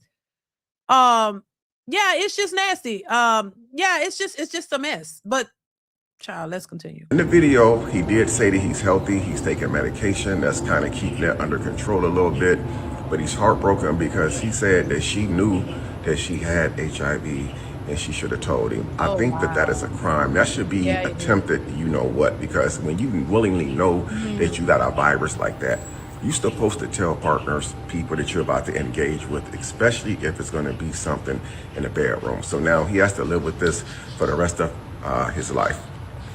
He also went on in the video to say because he contracted what he contracted, there was no need for him to leave her because nobody else would want him anyway. Because he would have to expose the fact that whoever he talks to, that he is infected. So he is still with the lady, but this is the perfect example of what I was saying, guys. You cannot be coming out here to date if you're looking for a date. Come out here just to party. Now, I tell you this story not to talk about women. That was just the story that I was giving you guys an example of. The men out here are just as worse as the women, man. Houston, if you look it up, the statistics is through the roof, man. Yeah. The HIV rate just out here in Texas alone, mainly the Houston area, because the Houston area is where everybody migrates to because they feel like this is where all the men at who got money, the women who got the nice bodies and stuff like that. But it's not what you think, man. It's nasty out here. It's very nasty, guys. It is nasty. So I'm gonna say this. If you come out here and you plan on moving out here, bring your woman with you or meet you someone back home that you know of, because Houston is not the place to come and look for a date at, man. Like I said before, you're gonna either go broke out here, you're gonna be stressed out, and you're gonna get cheated on. I promise you. But it's a sad situation that this guy got HIV because he decided to come out here in Houston to date, man. Let me know in the comments what you think this guy should do. Should he stay with the woman? Should he left the woman? I mean, in my opinion, just in my opinion, I don't think it really matters whether he stayed with the woman or not. Nobody else is going to want him unless he gets with somebody who contracted the same thing he contracted. Thank you guys for watching. Why did y'all go to Houston, Texas? Throwing that cat everywhere. Throwing that cat everywhere. Did y'all not read the statistics with the HIV? Did y'all not read that? Throwing that cat everywhere. Y'all couldn't have read it. And to those two girls that was in that car, throwing that stinking cat, just throwing it, humping it, titties bouncing when they was recording you. Oh Lord. If you were that freely to be in that car, in the back seat, front seat, whatever, and you do you know how degrading you should feel that they videoed you and you in there so into humping on that thing, throwing that old stinking cat? You should feel like nothing. Go get checked. Go get checked. Cause I know y'all got something. I know all y'all got something. This gonna be spring break disease. Spring break disease. Oh Lord. Yeah, be careful, baby.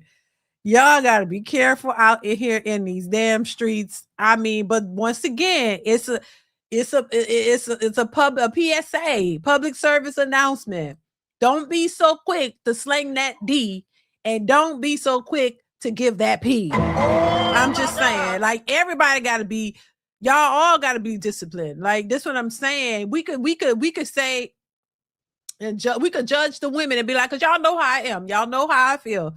You shouldn't be, you need to have some discipline, and you shouldn't be out here as a woman putting your cooter catter all over like that. But damn it, I mean, if we say women and men want sex at an equal rate, which is true, women enjoy sex just like men do, but damn it, y'all gotta have some type of discipline. You know, this man went out there and found a woman and got, you know, caught something that he wasn't expecting. Why? Because you thought this was a cool chick and she ain't tell you nothing, and she just got with you, probably didn't even care. Clearly didn't wear no protection, because boom, look at you. Now you got to live with this for the rest of your life. She already had it, knew she had it, didn't tell you a thing. But if maybe you held back and been like, you know what, I'm gonna wait, let me get to know you a little bit more, maybe. And nowadays, like I say, y'all gonna have to you're gonna have to be asking for a test. Y'all gonna have to go to the clinic, because to me, the minute you're like, you know what, before we become intimate, let's go get a test. We both can go get it, make sure we good, because things are crazy out here. And then the minute they're like, nah, I don't want to do that, then that's your sign to walk away. I'm just saying, because and be prepared to pay for the test, because that's going to be an excuse too. Like, I'm not paying for that, you know? So be ready to go. Y'all can go take the test. There are lots of places you can go get your test done with $100. I don't know what $200, $150. That ain't nothing. Go get your test. Both of y'all go together, go down to the clinic or go down to one of these places where you could go in and get your blood drawn and get your test, pay for it. You could have the results the same day or the next day to know if you're clean or not. And boom, you can proceed, because that's what it's going to take. And if you offer that and the person like, hell no, I'm not doing that, you're disrespecting me. No, that's a sign for you to keep it moving. Oh my God. That's how you know. Because be willing to pay for it. So they can't be like, I don't have no money for that. No, I got you. I got it. I'm gonna cover it. Let's go get the test. And if they still don't want to do it, that's your sign to keep it moving. They hiding something. They hiding something, period. That's how I feel. And you keep it moving, because you don't want to be walking around with something, having to take medications the rest of your life and have to be worried about symptoms and all this kinds of shit where you can avoid that, you know, and strap up. Why y'all walking around here raw dogging people that you don't know? Y'all think, and a lot of these men be thinking that these women are innocent because they're cute. A lot of y'all really think that, oh, if she cute and she look good, oh, I don't think she got nothing. No, it doesn't have a look.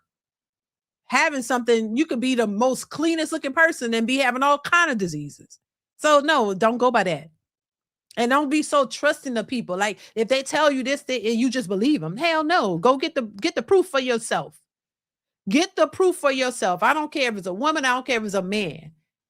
Ladies, y'all can't be looking at these dudes thinking, oh, he's 6 feet tall. He, like I say, he fine. Come on, and busting it open. And then next thing you know, you either gonna be pregnant and you got something you can't get rid of, and now you crying and now you upset because they're not gonna tell you. Because if they trying to screw, they ain't gonna tell you they got something, because then you're not gonna want to screw. They worrying about screwing. If they tell you, what's the incentive for them telling you they got something and all they want to do is screw? They don't care, and they gonna raw dog the piss out of you, and then you gonna be burning, and then you gonna have something. Now he ain't gonna want to deal with you after that, because now you mad. So stop. Think about it. You know, don't just be jumping into to that with people, because there's too much at risk out here. Like y'all be no. Oh my God. Thank you, Lil, for the super chat. Says, I got savings for a rainy day at all times, for the morning pill and etc. If she have no insurance health wise, I even got that we going to make sure she good, even down to her toenails. I ain't playing. Oh my God. Oh my God. So you're prepared, Lil. That's what you're saying. You're prepared for the rainy days. You got the morning pill and all of that, right? So you got everything in place for your screwing, right? Oh my God. Hey, if you got it like that, and you protecting yourself, and you straight, okay, well, you're a grown adult. At least you got a plan. I'm just saying. So you got the morning pill, you got everything, right? So I mean, if you know what you're doing and you being safe about it, I guess that's better than what some are doing. I'm just saying. That's if you got it like that and you prepared, I can't be mad at that. But I'm just saying, y'all got to be careful. Just be careful. That's all. Thank you, Lil24, once again for the super chat. I appreciate you, bro. Yeah. 6 feet tall and end up 6 feet deep. Exactly. Oh my God. What's going on, UFO Kamikaze 1? What's going on? How you been? Yeah, it's just crazy. Y'all, please please be careful out here in these streets, baby. It is not good. Let's listen to what this lady have to say. I've covered this woman who I'm about to put up. She kind of have different points. She go kind of, different points on each side, but I think she was making a lot of great sense when she said this. I wanted y'all to play what this lady had to say about a lot of these women. Here we go. About the new generation of women. You guys are disgusting. And that's for real. Now, I'm not talking about all women, okay? Let me say that. But a very big majority of you all are such low level, are such low class, classless, disgusting, embarrassing. You guys are disgusting. And then you get mad when people are not clapping for the ignorance. You guys are shameful. And because of your disgusting low-class behavior, Black women are at the bottom. People look at us as a science project. They don't understand us at all. The mindset, the way we carry ourselves, the things that we celebrate is so bad that men do not even want to commit to you guys. They don't want to be in a relationship with you. They just put you guys in situationships, pump you up with a baby, and there you go, another single mama. And then you guys want to celebrate that like that is something so big and something so, we're supposed to admire that. There is nothing admirable about that, okay? You guys are a reflection of bad parenting, a reflection of no parents, a reflection of fatherless behavior. That's what you guys look like, okay? Well, that's what you guys are, put it like that, all right? And then again, you want to get upset when people are not clapping for the ignorance. You want to call it judging. You want to call it, yeah, it is judging, okay? And if you was back in our day, yeah, you would be judged until your behind wouldn't even want to come out the door, okay? Yeah, what you guys have decided to celebrate is horrific. People in other communities just look at us, all right? Because what you guys have decided to clap for is the most low-level behavior imaginable. People in other communities, they have husbands. They have families. They don't go around getting pregnant by men. And the type of men y'all be getting pregnant from. Nasty-looking men, rugged-looking men. Men who don't even look like they take baths. And y'all ignorant self be up there, yes, girl, do it, do it. Do you know how dumb you sound? Do you know how dumb you look? But I guess I'd be dumb too if I ain't have no parents. I guess I'd be a dummy too if I had parents who didn't care about me. Yeah, I guess that's how it look when you haven't been raised by nobody. Ooh, child. Oh my God. Baby, what's your thoughts on what she had to say? You know, she gives conflicting advice sometimes, but listen, I guess you know what it is what it is. But I think she's she's absolutely right. I think there are a lot of women out there who are just, we're just talking about doing whatever, and they want that behavior to be kind of celebrated. It's like, come on, y'all are doing some of the most horrible things, and nobody, and then you want people to just condone it and be okay with it, and it's hard to be okay with the stuff that you see when you realize this is not a good look. It's hard for me to be accepting, while I do say, listen, as an individual, you can do what you want, because I can't control no grown person. I can't make a grown person do what I think is best for them, because that ain't my place. But I do have eyes, and I do have see, and I can see, and I do have daughters, that I wouldn't condone that behavior to my daughters. I don't want my daughters out here being hoes and dressing like promiscuous sluts on the street. No, hell no. They themselves don't even want to do that because they were raised a certain way. And so it would be, insane for me to see this behavior and not have an opinion on it, because I just think that it's a problem across the board, because this is not just a Black issue, but because I'm Black and I have Black children and I have a Black husband, I have Black sons and daughters, it's an issue that I see in our community, and that's where I'm concerned about it. You know what I'm saying? Because it affects us in totality. Like it's an issue amongst our people, and it doesn't have to be, and it hasn't always been an issue. It was different, and so I think we could adopt some better ways of going about how we're presenting ourselves and how we're portraying ourselves, and how this and be understanding of how this could negatively affect our children and the next generation of people. Remember, we're not going to be here forever. People walk around and do things as if they don't care, like we have, endless amounts of life on this earth. No, we all got to go. There's another generation coming after us. So why not set better examples for them so that they can have a different outcome? Because we see this just going to hell in a handbasket. We see what's being out here. We're talking about the spring break and how you see these women and men all out here, but it's mostly women, to be honest, out here just, doing it up, and they don't care. They don't have no guidance. Doesn't seem like you don't have parents telling you, how you should be. And it's just more of the degenerate behavior than positive, ladylike behavior out here. And then they're examples for who they follow and who are leading them when it comes to their inspiration, and the people that they admire. It's just ratchet culture and ratchet behavior. People are following Cardi B, and these are the people that they look up to. So they're emulating that behavior. When where are the role models that are teaching women how to be respectful young ladies, how to present yourself, how to carry yourself? We don't see a lot of that. We see a lot of ratchet behavior, and it's getting worse. And then you can't say anything about it. Oh, because then now you're the villain. Oh my God, who the hell are you? You shouldn't be telling us what to do, and it ain't none of your mind your business. That's what you get. Mind your business. And so I just think, yeah, it's just a hot mess. And you can't help but to call it out. You know what I mean? You can't, because it's what you see on a daily basis.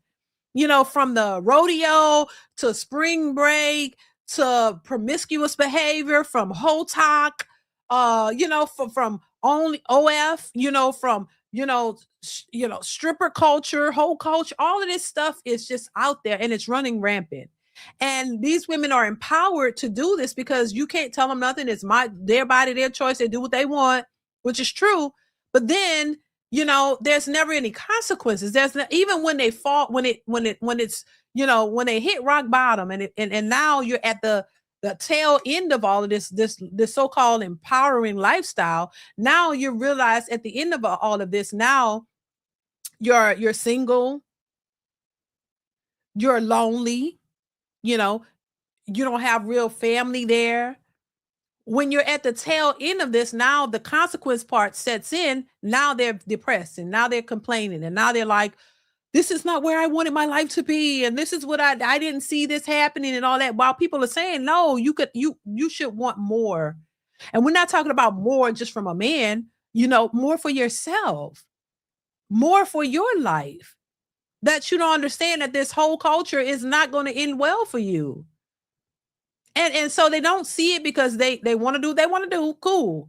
But you got to understand that there's a consequence to everything in life. Not just that, everything in life, there's a consequence. None of us are exempt from consequences. We all have to deal with consequences. You make certain choices in life, you get certain outcomes, And even if you make better choices in life, there are certain outcomes that more favor your choices. If you make better choices in life, you more likely to get better outcomes. Is it all just stamped and sealed that's no, because that's how life is, ebbs and flows. Life is not a guarantee. Nothing is guaranteed. But if you want to have more of a better outcome, you would want to gear maybe towards presenting better, making better choices. More than likely, if you make choices to, hey, you want to go to college, you go to school for engineering or whatever, more than likely, once you finish school, more than likely, depending on your drive and your ambition and what you work towards and how you present yourself, more than likely you might be successful because you took steps and measures to get certain outcomes. Just like if you sit around lazy, sit in your mama's basement, as they would say, like a fat rat sitting on the goddamn couch eating Cheetos and watching video games all day. You don't have no aspirations, no goals, no dreams, no nothing. You're not doing anything to get yourself to a better place in life. More than likely, you're going to be sitting there at 40 years old, a fatter rat, sitting there just twiddling your thumbs looking for somebody to continuously take care of you. More than likely, that's the road that you're going to take until you decide to do something differently that would yield you a different outcome. You get what I'm saying? So yes, we don't know what the future holds. We don't know what twists and turns are going to happen in our lives, but you can definitely take steps that will give you more of the outcome that you're looking for. So yeah, there are consequences one way or another, but a lot of people are running around here like they got forever and that time don't pass you by and that you can do whatever you want and you could be the worst of the worst and you just expect the greatest outcomes. That's what I call delusional. You know what I mean? And so I just think, we got to do better as people in general. You can't go around here and just do whatever you want. And then all of a sudden, when you're ready, you think the best of the best supposed to come to you and you're supposed to get all these great outcomes when you haven't put in anything that would help to yield you those great outcomes. That's once again what I call delusional, delulu. And right, life is short. You don't have all this infinite amounts of time. You look around, I mean, I swear, 1 minute I was 20, then I was 30, 40, and now knocking on 50. Like that time does not stand still for anyone. So in my opinion, my humble opinion, I think you need to make the best of the time that you have. So if you have certain goals and aspirations, go after it. I would always encourage, go after what it is that you want. First know what you want, because knowing is half the battle. If you know what it is that you want, go for it. Don't waste time doing things that you know you don't want to do and then end up regretting it and complaining about it. So I'm all for going after your goals and your dreams. Go after it. Know what you want, go after it, and be happy when you get it. So I just think a lot of people are wasting time doing things, and also though, if you look, there are people out here who are happy being hoes. There are people out here who are happy being promiscuous. They always wanted to be hoes. I mean, some of them self-proclaimed hoes. They out here saying, I love men. I love to have sex with random men. I love doing it. That's my goal in life. And if that's your goal in life to be a hoe, that's your business. If that's what you like and you have fun being promiscuous and sleeping around and you love it so much, okay, cool. That's your choice. But don't get in your 40s and 50s and start complaining about your choices. Well, I was a professor, I'm a professed hoe. I love my hoeing days. And now I wish I would have did something different. No, stand on it. Stand on it. Be proud of your whole days because that was your choice. If that's what you want, you loved hoeing. And when you get old, don't complain about it. Now, nobody wants to. Don't complain about being lonely and single, that nobody want to be with you. You should, if you love that, you should. All I'm saying is understand the position that you're putting yourself in. Understand that if you love hoeing and you've been hoeing your whole life, and you understand that you may be by yourself at the end. That you will be lucky to have a man who really want to be with you after all of that, and be happy and proud of it. Don't turn around and be like, oh, why doesn't anybody want me? Understand the position that you're putting yourself in. Know everything about it. Know all of the possibilities. Because nothing's etched in stone one way or another. But at least understand the potential consequences that come with your behavior and your choices. Potentially. Because some it might go differently. You might get the outcome you expect, just understand that there's a big possibility that if you've been hoeing your whole life and you're a proclaimed hoe and you love it, understand that might not look or go the way you think at the end. If you understand that, listen, I know I may not get a husband, I may not get a man, I may not have a family, and I'm okay with that because I love hoeing so much that I'm willing to forego all of that because this is exactly what I want to do. Be understanding of the potential, because I see so many people who make choices, questionable choices, and they don't understand the potential consequences. They just think that no matter what I do, I'm going to expect this. And I think that is delusional. And then when you get to that place because you don't believe it, and you finally get to that, you shocked and appalled, like, oh my God, I thought if I was out here and doing what I want to do in my 20s, and now I'm 35, and now I want a husband and I want a man, and I got 3 kids, my 3 baby daddies running around letting society tell you that it's okay to do that and there's no potential consequences to it, is dangerous. It's horrible advice. You need to know, just like you go to school. As an example, you go to college. Going to college means what? That means that you're going to get an education to potentially get a better job that will pay you better so that you can better take care of yourself, right? That's the whole point of going to college. Because if it wasn't, you would just go get a job at Walmart. You go get a job at Dollar General. You will go get a job anywhere that pays, minimal amounts of money. The whole point of getting an education, right, is you're going with the possibility of getting a job. It will give you more of an opportunity to get a better job, to live a better life so you can make better money. That's the whole point of getting that education. Why are people going for their bachelor, master's degrees and PhDs? Why? Because the earning potential is possibly higher. Everybody that have these degrees come out of school, are they making the money that they thought? Not everybody. But the goal and the reasoning behind you doing that is the potential of making more money. So you take that risk with that, but you don't, and you understand that, but you don't understand that if you put yourself out here on the opposite spectrum of, just being a hoe or whatever, that you don't understand the potential consequences of that. And I think that's where you're doing yourself a disservice. You need to understand what you're doing. You research everything. You need to research that if I put myself out here like this, I could possibly be here. I may not be there, but it's more likely that I would. So maybe I don't want to do that because eventually I want a family. I want this and X, Y, Z. So you want to take the measures or go down the road that will potentially get you what you eventually want. And even though it's not a guarantee, you still want to take the road to possibly get you there. You can't sit around and say, I'm going to be a hoe my whole life. And then when I'm done being a hoe, I want a husband and a family. And I want a man to provide everything for me and treat me like the princess that I am and give me the world, when your history is not going to line up. And even if you lie about it, there's certain things about you that men could tell that, hey, maybe, there's certain things that women don't realize.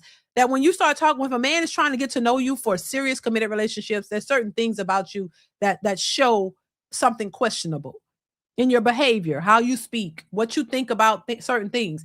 Men pay attention to that, especially if they're looking towards you to be in a serious relationship with. So you're just screwing somebody. They don't give a damn about nothing serious about you. They don't even ask questions. If it's just about sex, they ain't trying to get to know you. They don't care about your past. They don't care about who you are as a person. They looking at that fat booty and they're like, I just want that. So if a man is not questioning or asking about your life and your parents, your upbringing, because all of that leads toward who you are as a person. You know, the things that you say, your upbringing, your teachings, how you speak, what you believe in, what you don't believe in, all of that points to your character and your person. So that gets that person into who you really are and if y'all have a connection or not. But if it's about sex, they don't give a damn about all of that. They're just trying to screw in, that's it. They don't care about, because they know they don't want to be with you. So yeah, you have to think about these things if you want serious committed relationships and families and all that stuff later in life. You know, and I think this is what a lot of women are discovering. And some men are having a hard time as well because, I'm not going to eliminate. I think it's just people in general have these issues and they don't think about it until it's too late. You know what I'm saying? So, but what I do see is a bunch of women who go out here and live however, I can have threesomes. I can get a train ran on me and whatever. It doesn't matter. A man shouldn't worry about my past, but they do. You think they shouldn't, but they do. And you can't change that. So, you know what I mean? Logical common sense would make you say, maybe I should. Yeah, I don't like that men care about my past because I don't really care about theirs in most cases. But the fact that they do care about it is all you should be. You can't change the way they think. So you either going to accept it or not. Do what you want to do and just not worry about that and live your life. And whatever the outcomes are, you're okay with that. That's all I'm saying. Be okay with the choices that you make and understand the potential consequences of your choices. That's it. Because if a lot of people did that, we wouldn't see a lot of complaining. We wouldn't have a lot of people wondering, where's my person and why I can't keep a man and why it is. No, you'd understand why you can't get a man and why you can't keep one because of your choices. That's all. That's all. Just like everything else. Manny E, D50, thank you for the super chat. Says Ms. DeeDee spitting facts out here. Thank you. Thank you so much for the super chat. I appreciate you, bro. Thank you so much for being here. Yeah, I just think, understand the potential consequences of your choices. Just like when you go to college, and you understand the potential outcomes of doing that. Going for these PhDs and all this, you understand, it gives you more earning potential, possibly give you more earning potential so you can make money and take care of yourself better. So it goes like that for all of the other stuff too. You can't understand that and not understand the negative side of choices of negative choices, that if you make negative choices, there are potential consequences associated with your negative choices. That's all. It's not a what's going on, Frank G Life? How are you? It's not a slight on women or anything or anybody. It's just the truth. And we got to understand, both sides of the coin. You know what I mean? Accept it for what it is. And I think it will cause people in general to make better choices.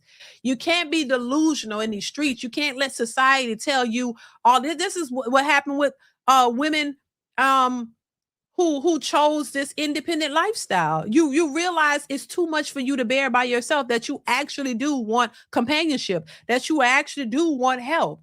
When you realize you're tired of doing it all by yourself, even though you fought and complained to get out of the household, to not have to be just subjected to the house. You want it to be equal to men. You want to be able to work and make your own money. Now women can do it. So now they're complaining about making their own money and they want men to pay all the bills. I don't understand. I would have thought that you want to be able to make your own money, to have your own purpose in life, and be considered and be happy with making. I get that. Have your own, take things that your own dreams in life. You want to bring it to reality. You want to have a sense of purpose in your life. I get that. But you would also think that you could have that and you can create that. But you also understand the importance of men, that if you are now in a position to live out your dreams, that that was once impossible, that women were held back, if you want to say that, or women couldn't have certain things in life, it wasn't a thing, and women were just relegated to the house and the kids, but you want more in life. Okay, I understand that as a human being, you might not want to just, you might want to have a family, but you don't just want to do that. You want to create something else that you're proud of outside of that. I understand that you can go and pursue other dreams and aspirations in life, but you also still wanted to be a mother. So you become that mother, you become that wife. You don't want to just feel like that is your only purpose. And you can do that. And that's what I'm saying. I'm a living witness of it. You could do that and still pursue careers. I have a degree. I tell people all that bachelor's degree because I wanted something too. So, but I was able to achieve it while still being a wife and a mother. You know what I mean? So I'm not just limited to just that, but I'm happy being a wife and a mother. And I've done something else too to feel proud of myself and feel good about myself as well. But I don't look at men as, oh my God, they're holding me back. No, because nobody held me back from getting my degree. My husband was very supportive of it. You know what I mean? Even though I don't use the damn thing, have never used it, but I got it because at the time I had to feel good about myself. You know, how we think and how we're trained to think. Oh, I feel good. I feel good about myself. But at that time, I'm like, I want to accomplish something that I wanted to accomplish, and I did it. And at the time, it made me feel like, oh, I have some type of importance, you know, because honestly, a lot of women are made to believe that just being a mother and a wife is not significant, that, oh, you're not worth anything if you're just a wife and a mother.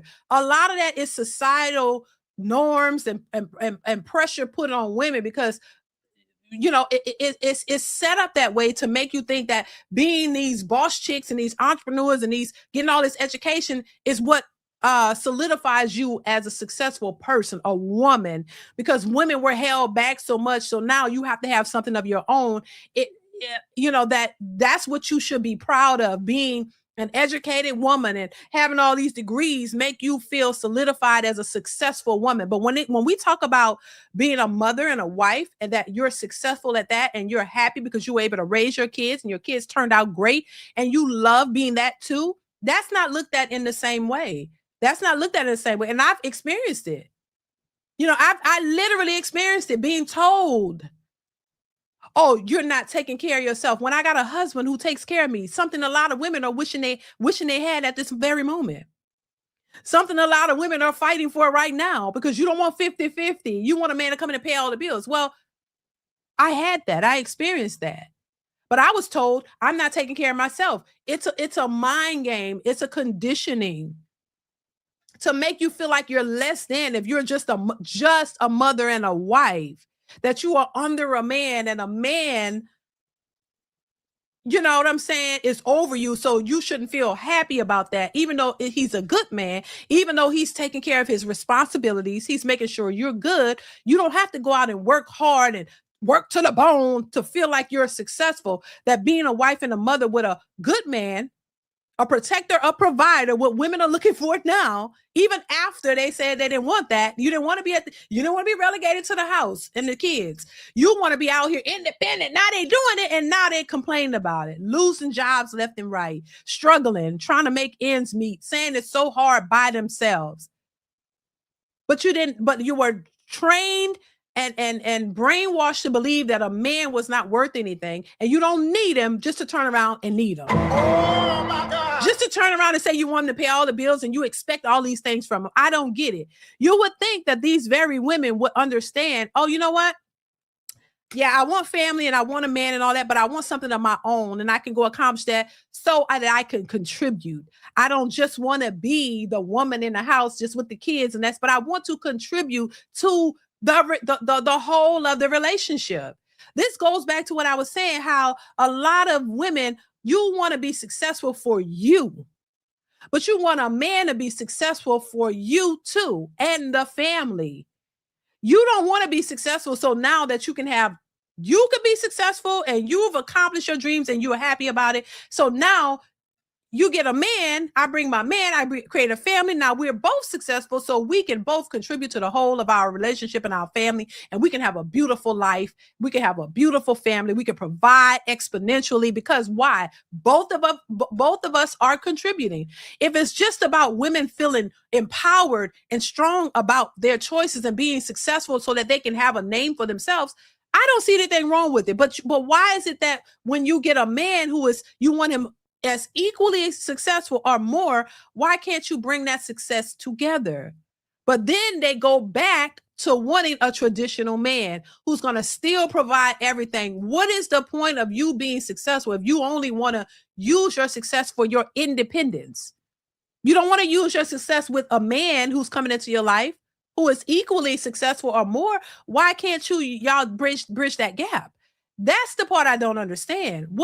So once again, a lot of women only want to be independent and successful to take care of themselves.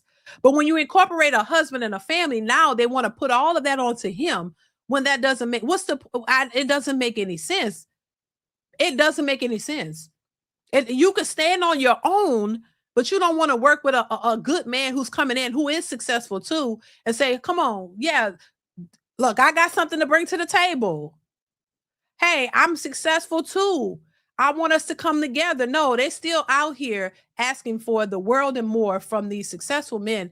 And you're successful in your own right, but you don't want to bring that together with the right person. I'm not saying you should just be taking care of a man. No, I'm saying you guys work together.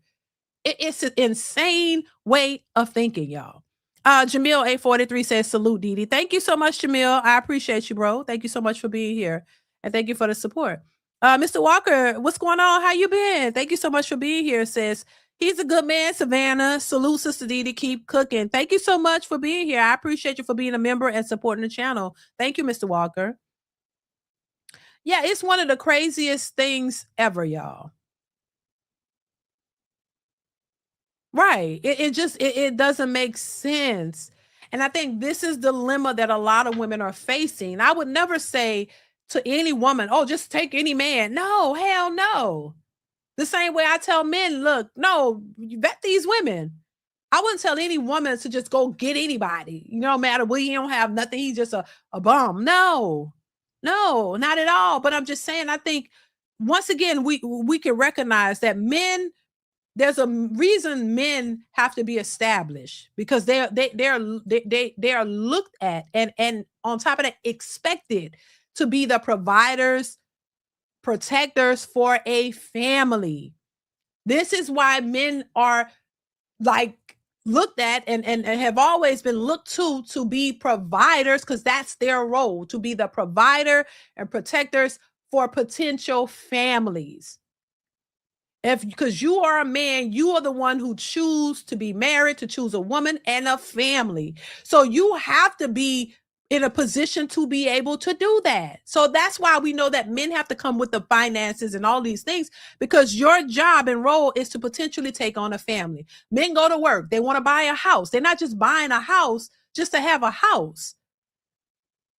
They buy a house with the mindset of putting a family in the house. Back in the day, men go get a 3-bedroom, 2-bath house. Why? Because you're thinking about having a wife and you're thinking about at least having a son and a daughter to be in that house. But women are thinking about becoming successful to take care of themselves and potential kids that they make outside of wedlock. They're eliminating the men because they're only thinking of themselves. What I want to be successful, and I want to be successful, and I want to take care of myself. And they're doing that. If women want to say that there are a lot of successful women out there, okay, I'll give you that. Okay, there's some successful women out there, but a lot of them are single, and they're selfish, and they're independent from men. And they don't need a man because they're able to take care of themselves financially. But a lot of them still want a man.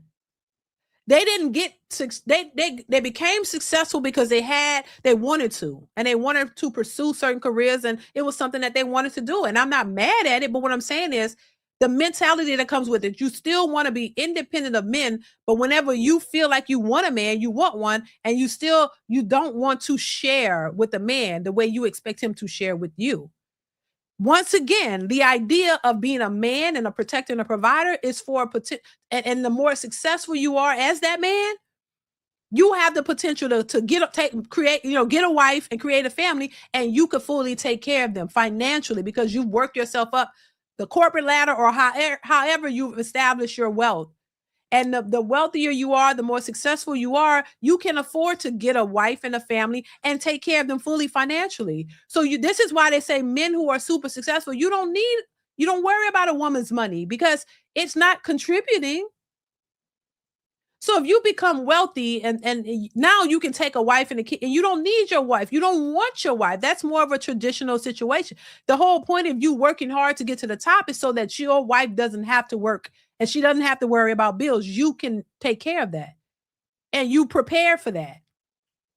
But if we're in a situation where we have successful men, but they're not to that wealthy status, but they're working hard and they make enough to purchase a house for said family and they're working. But if they meet a woman that they're interested in and want to build with her and she's already successful, then why can't you contribute in that way? Because you don't really want to be a housewife.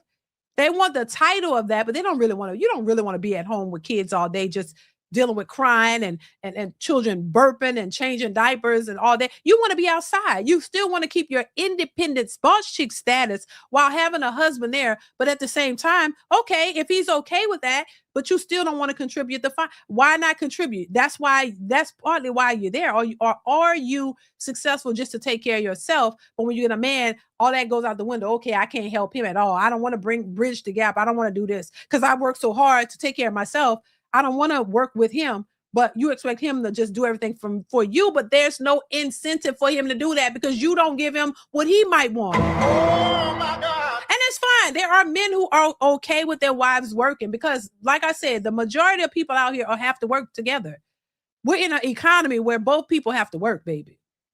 So if you're successful, he's successful, y'all work together, and if both of y'all making good money, baby, the sky is the limit.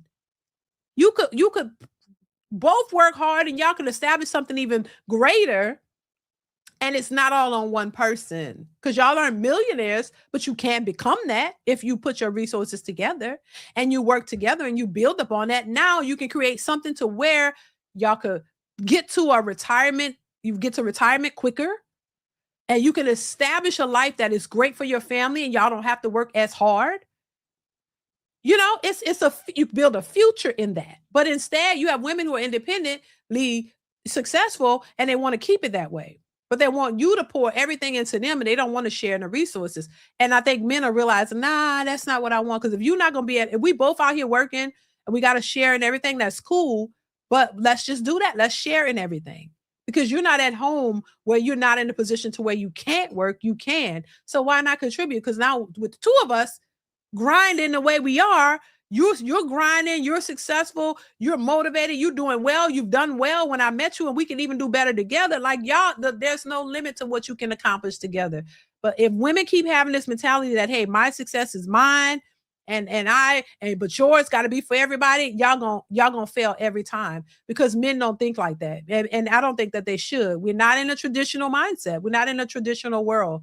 So we got boss chicks who can get to the bag. Getting a man doesn't mean you just stop doing what you already was doing. No, that means y'all do it together. And if you don't want to do that, that's why men don't want these women with this money and this mentality. So yeah, so I don't know how I got there, but I just wanted to put that out there. But yeah, that's just the issue that we're facing. Independently successful women don't want to work with the man.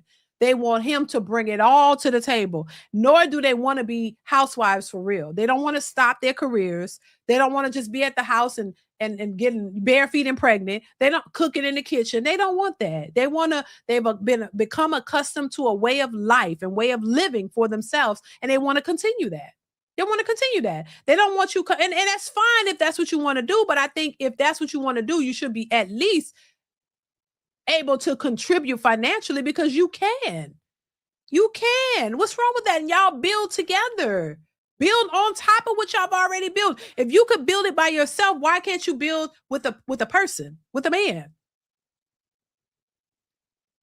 You get what I'm saying? So yeah, that's why I think a lot of it is causing an issue in the dating market. Dennis Settles 6611. Thank you for the super chat, bro. Thank you so much for being here. It says that's why guys are not getting married these days. The cost is too high. Oh my God. Exactly. But also they're trying to shame y'all and saying that y'all can't keep up. That y'all don't want to you can't keep up, that they're doing so much better and y'all are at the bottom and you can't afford it, and they're shaming you for it. Instead of saying, look, listen, if you find a good guy that loves you and y'all could bring it together, you could do better together. And part of the reason why I think this is pushed, because the powers that be don't want specifically Black people to bridge the gap and come together. Whereas, because it would bring, even if the men are not doing as well as the women, they don't want the women to bridge that gap. They don't want you to motivate your man to do better and y'all build together, because it creates unity in the Black space. They know that Black people merging that gap and unifying would build them up. They understand. Everybody else understands this except for our community. Everybody understands two people are better than one. That this is why there's this whole divide, because they know if you can divide us, you can conquer us. If you can build the women up because they're easily influenced and make them think that they're better by themselves, it gives them a disadvantage, and it gives the man a disadvantage too. They understand coming together makes us better. They understand that building wealth will take the two of us coming together, especially in this day and age, especially what women could do, and especially what men can do with the woman together. You get what I'm saying? And there's a lot of things that are purposely put in place to create this narrative, because they understand if we keep them separated, we keep them women hating the men, that, and building them up and making them think that they're independent and they could be so successful without the man, it's going to alienate them from them and turn them against them. And then when they've created this narrative and it's on autopilot, now women just think this way. But then, and once they've got you brainwashed into thinking that way, now let's pull the rug from under them, i.e. all these jobs, the DEI and all this stuff where these women are losing jobs, losing work. And now they don't give, because it's an agenda. They don't really give a shit about you or none of us. But if we can keep them separate, it's going to keep them at a disadvantage. If we can keep Black women and men fighting, they're never going to unify. And so, yeah. And then a lot of the women now are struggling by themselves, wanting a man to bring all these resources. And now the men don't want to do it because they see what y'all have done. You've drank the Kool-Aid and you've bought into this ideology. And so now they can step away. Now let's just pull the rug from them. We don't care. We've gotten them in this mindset, and now they're going to have to pick up the pieces by themselves. Now that the men are saying, we done, y'all don't want us, we moving. And now the women are asking where they at, and now they're struggling. Talking, oh my God, it's so hard doing this by myself. Yeah, exactly. Right. But think about the men. Y'all expect all of these things from a Black man when they've had to struggle and do it by themselves forever, because they've never really had the support of their own women. So they had to struggle and they had to adjust and learn how to do it by themselves. And now they're used to doing that. And now that, they understand the nature of women, they're like, okay, we've been doing this. We got it. And they're thriving. Whether women want to accept it or not, they're thriving. And they're moving on their way. And so now the women are going to be left to their own devices, trying to figure out who's going to pick up the pieces. And some of these women thinking divesting, they can divest and go to other groups of men. And those men do not want Black women in mass. They don't. They never have. We've never seen that in mass, where a whole bunch of white men or any other groups of men are just running behind Black women. No, they're not. So a lot of our women are going to be left to their own devices. This is why we're seeing, a shift. And this is why they're asking for what they're asking for, but it's almost a little bit too late. So once again, there's so much that you can do together than separate. So much more of building that you can do together than by yourselves. That's all I'm saying.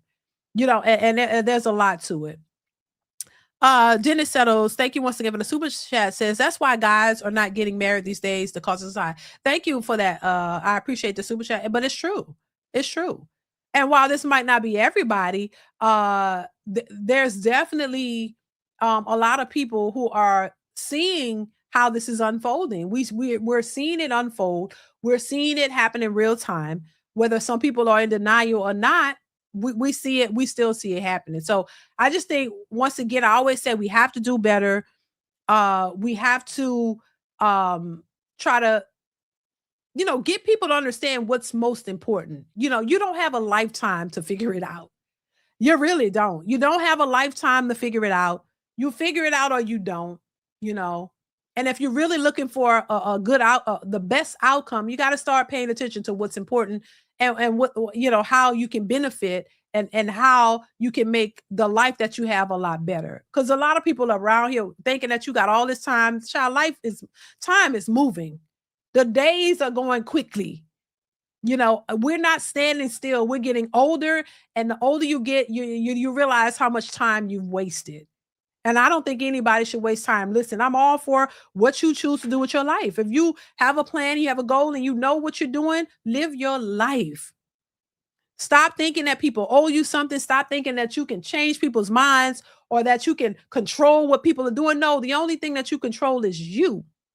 You can only control your behavior, how you move, how you think. You can't control other people. You can only give advice if you think it's helpful, but you can't make people take it. You can't control what people accept and what they don't. That's just it. You cannot. And you don't want to waste a lot of time trying to do that.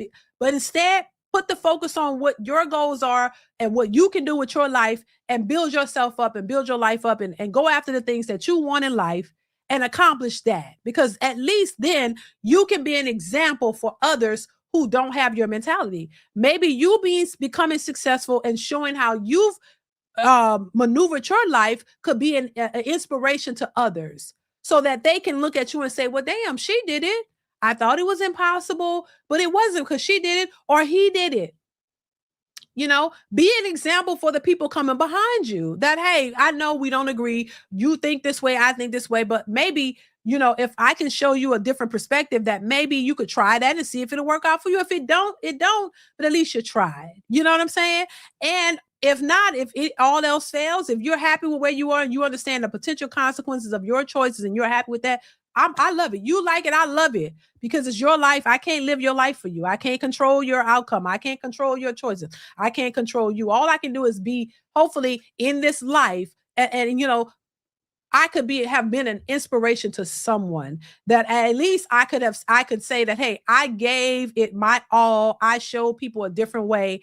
I let people see my life and my experiences to maybe help you realize that there's a different outcome, that everything doesn't have to be negative. Everything doesn't have to be bad.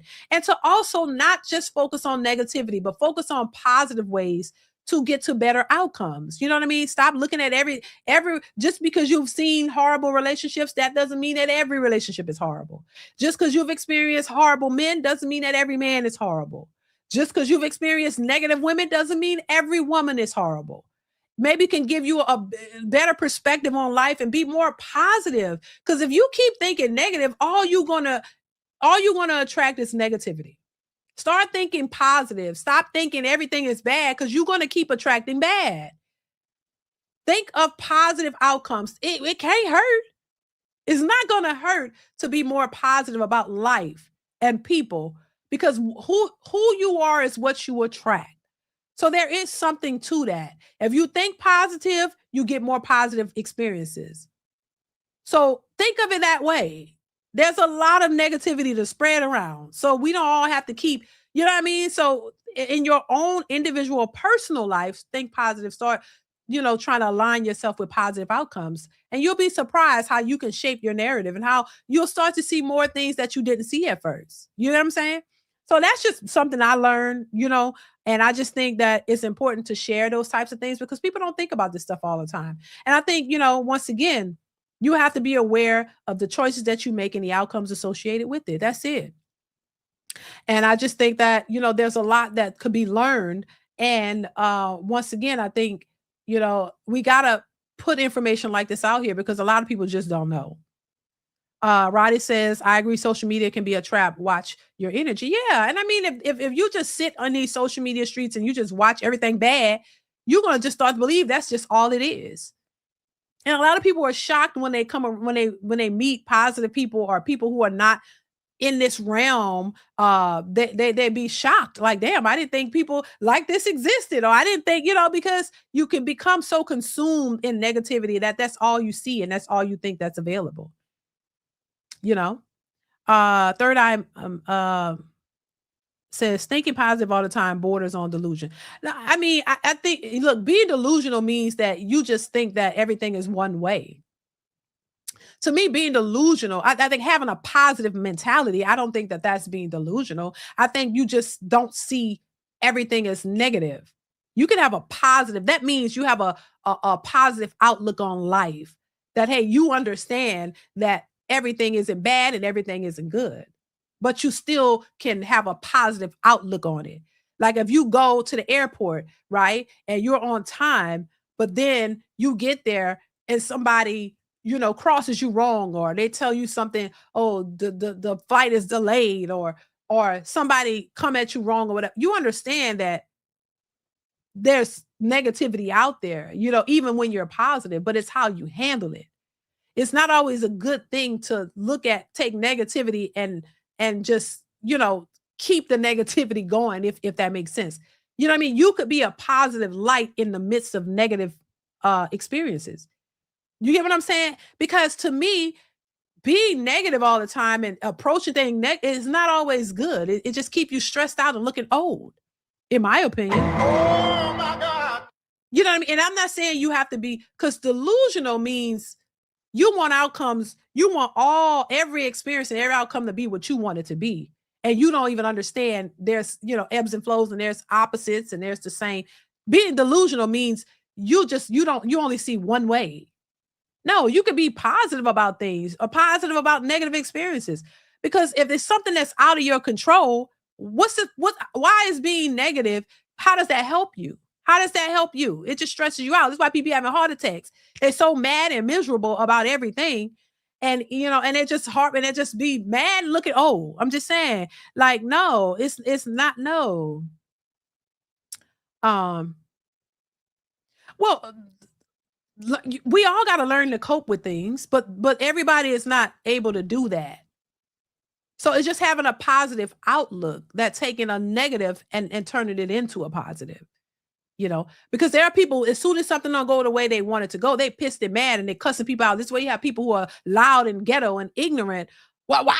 Oh my God, a person get your food messed up at a restaurant. You don't know how to say, oh no, that wasn't what I ordered. You don't know how to handle situations in a cordial way, and not get so negative about it. This is where you have people who don't know how to regulate their emotions, and you just anything happens, you loud and ghetto about it. Why? You don't know how to regulate your emotions. You don't understand to say, oh, you know what? You don't have a calm disposition. You don't know how to cope. You don't know how to manage your emotions. You don't know how to think, because to me, it's associated with a negative mindset. Everything is bad and you always get bad outcomes, and then you don't know how to handle it. So I think it's a mixture of all of it, Third Eye. I think it's a mixture of not being able to cope, not understanding how to do it, don't know how to regulate your emotions, don't know how to be positive about a negative situation. It's all intertwined in my mind, because I've seen a lot of it. You know what I mean? It's like you ready to because you're exposed to just negativity. So everything is a negative. Everything is bad. You don't know how to see the brighter side of situations. It's always, and so you gotta, approach it in that way. You gotta approach it with that negative mindset when it doesn't have to be.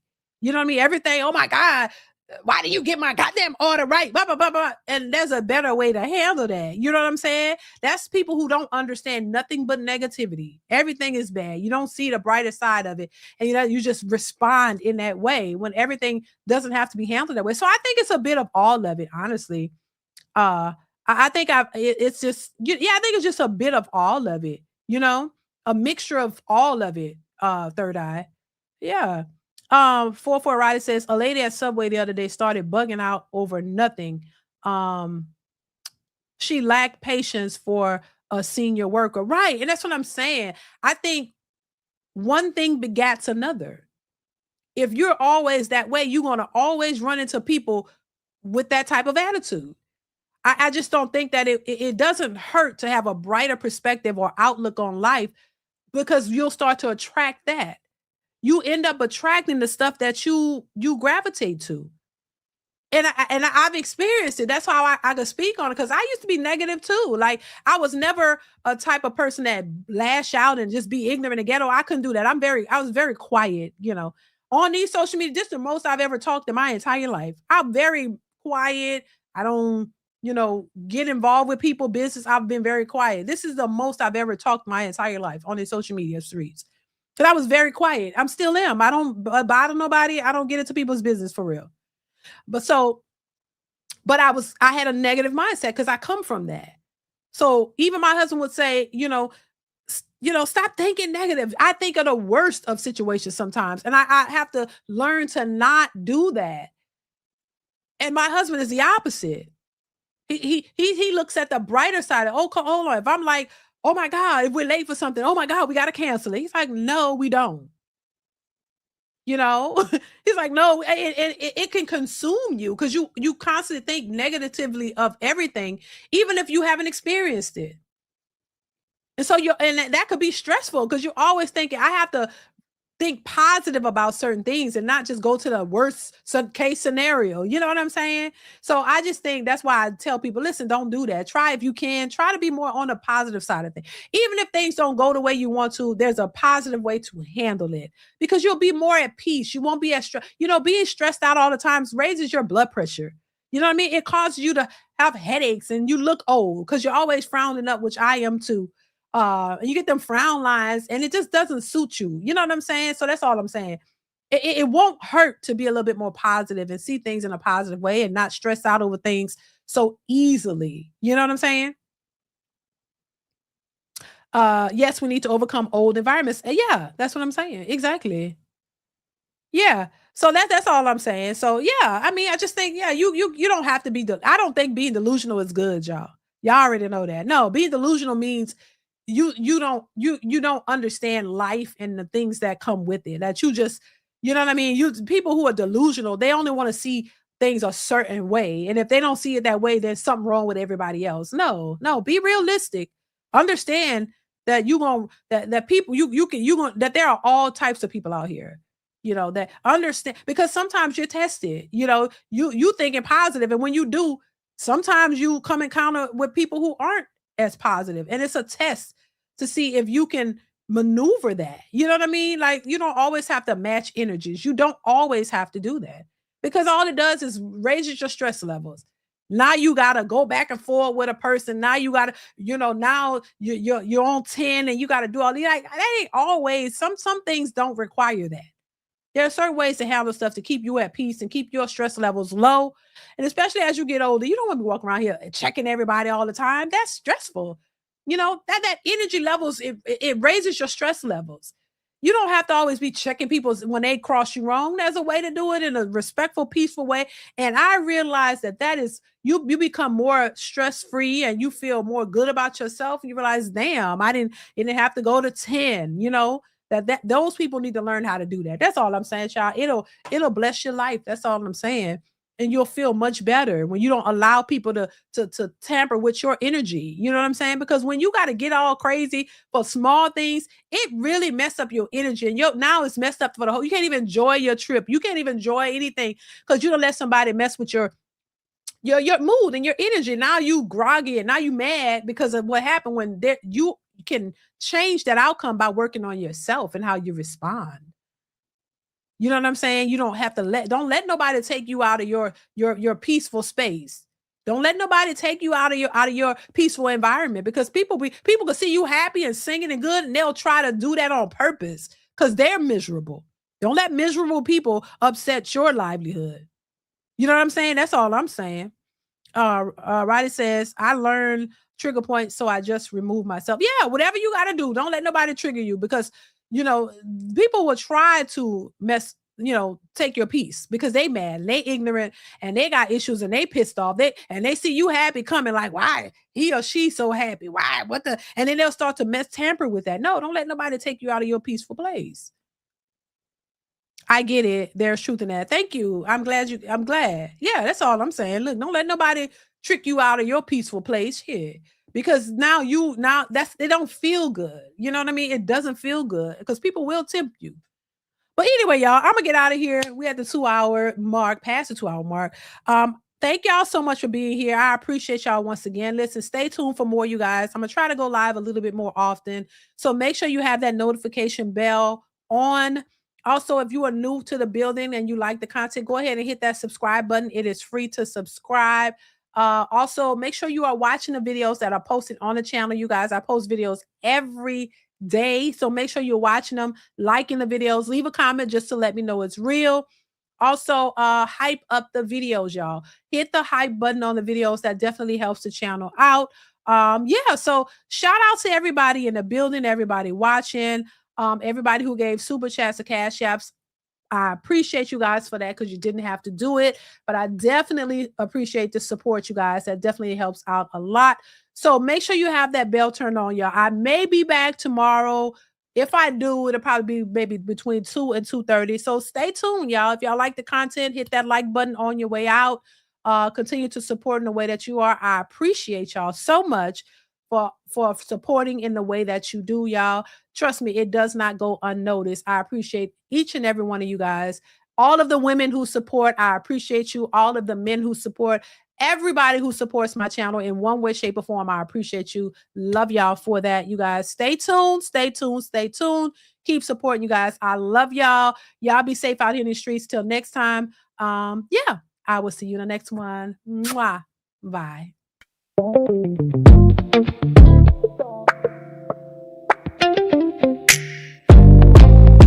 Ooh, yeah, she's a little bit wild, little sad, I smile. Gold hoops in my t-shirt, still turn levy at a mob world. Yeah, she's talking fast, hands fly.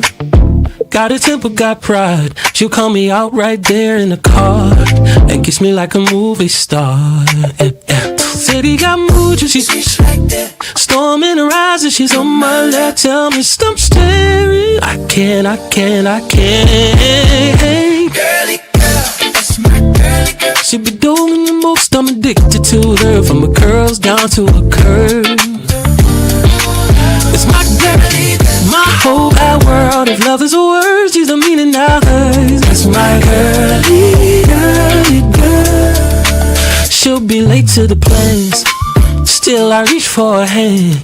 Got a lipstick on my collar, my face.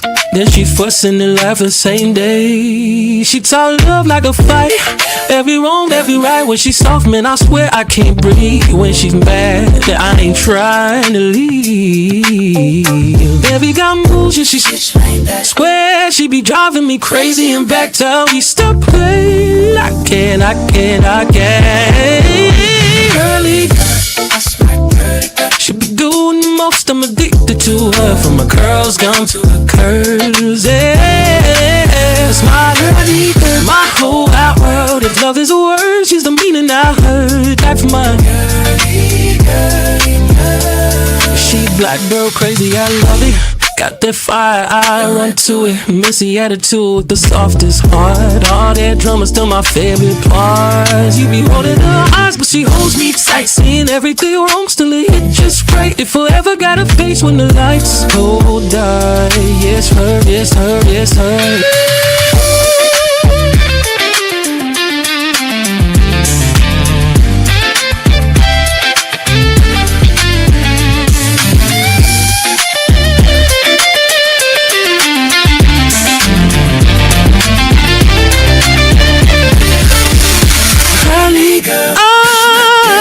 She be doing the most, I'm addicted to her. From her curls down to her curves. Yeah, that's my girly girl.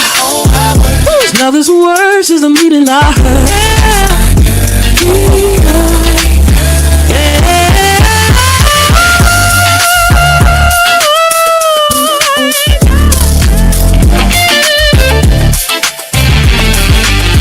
My girly girl.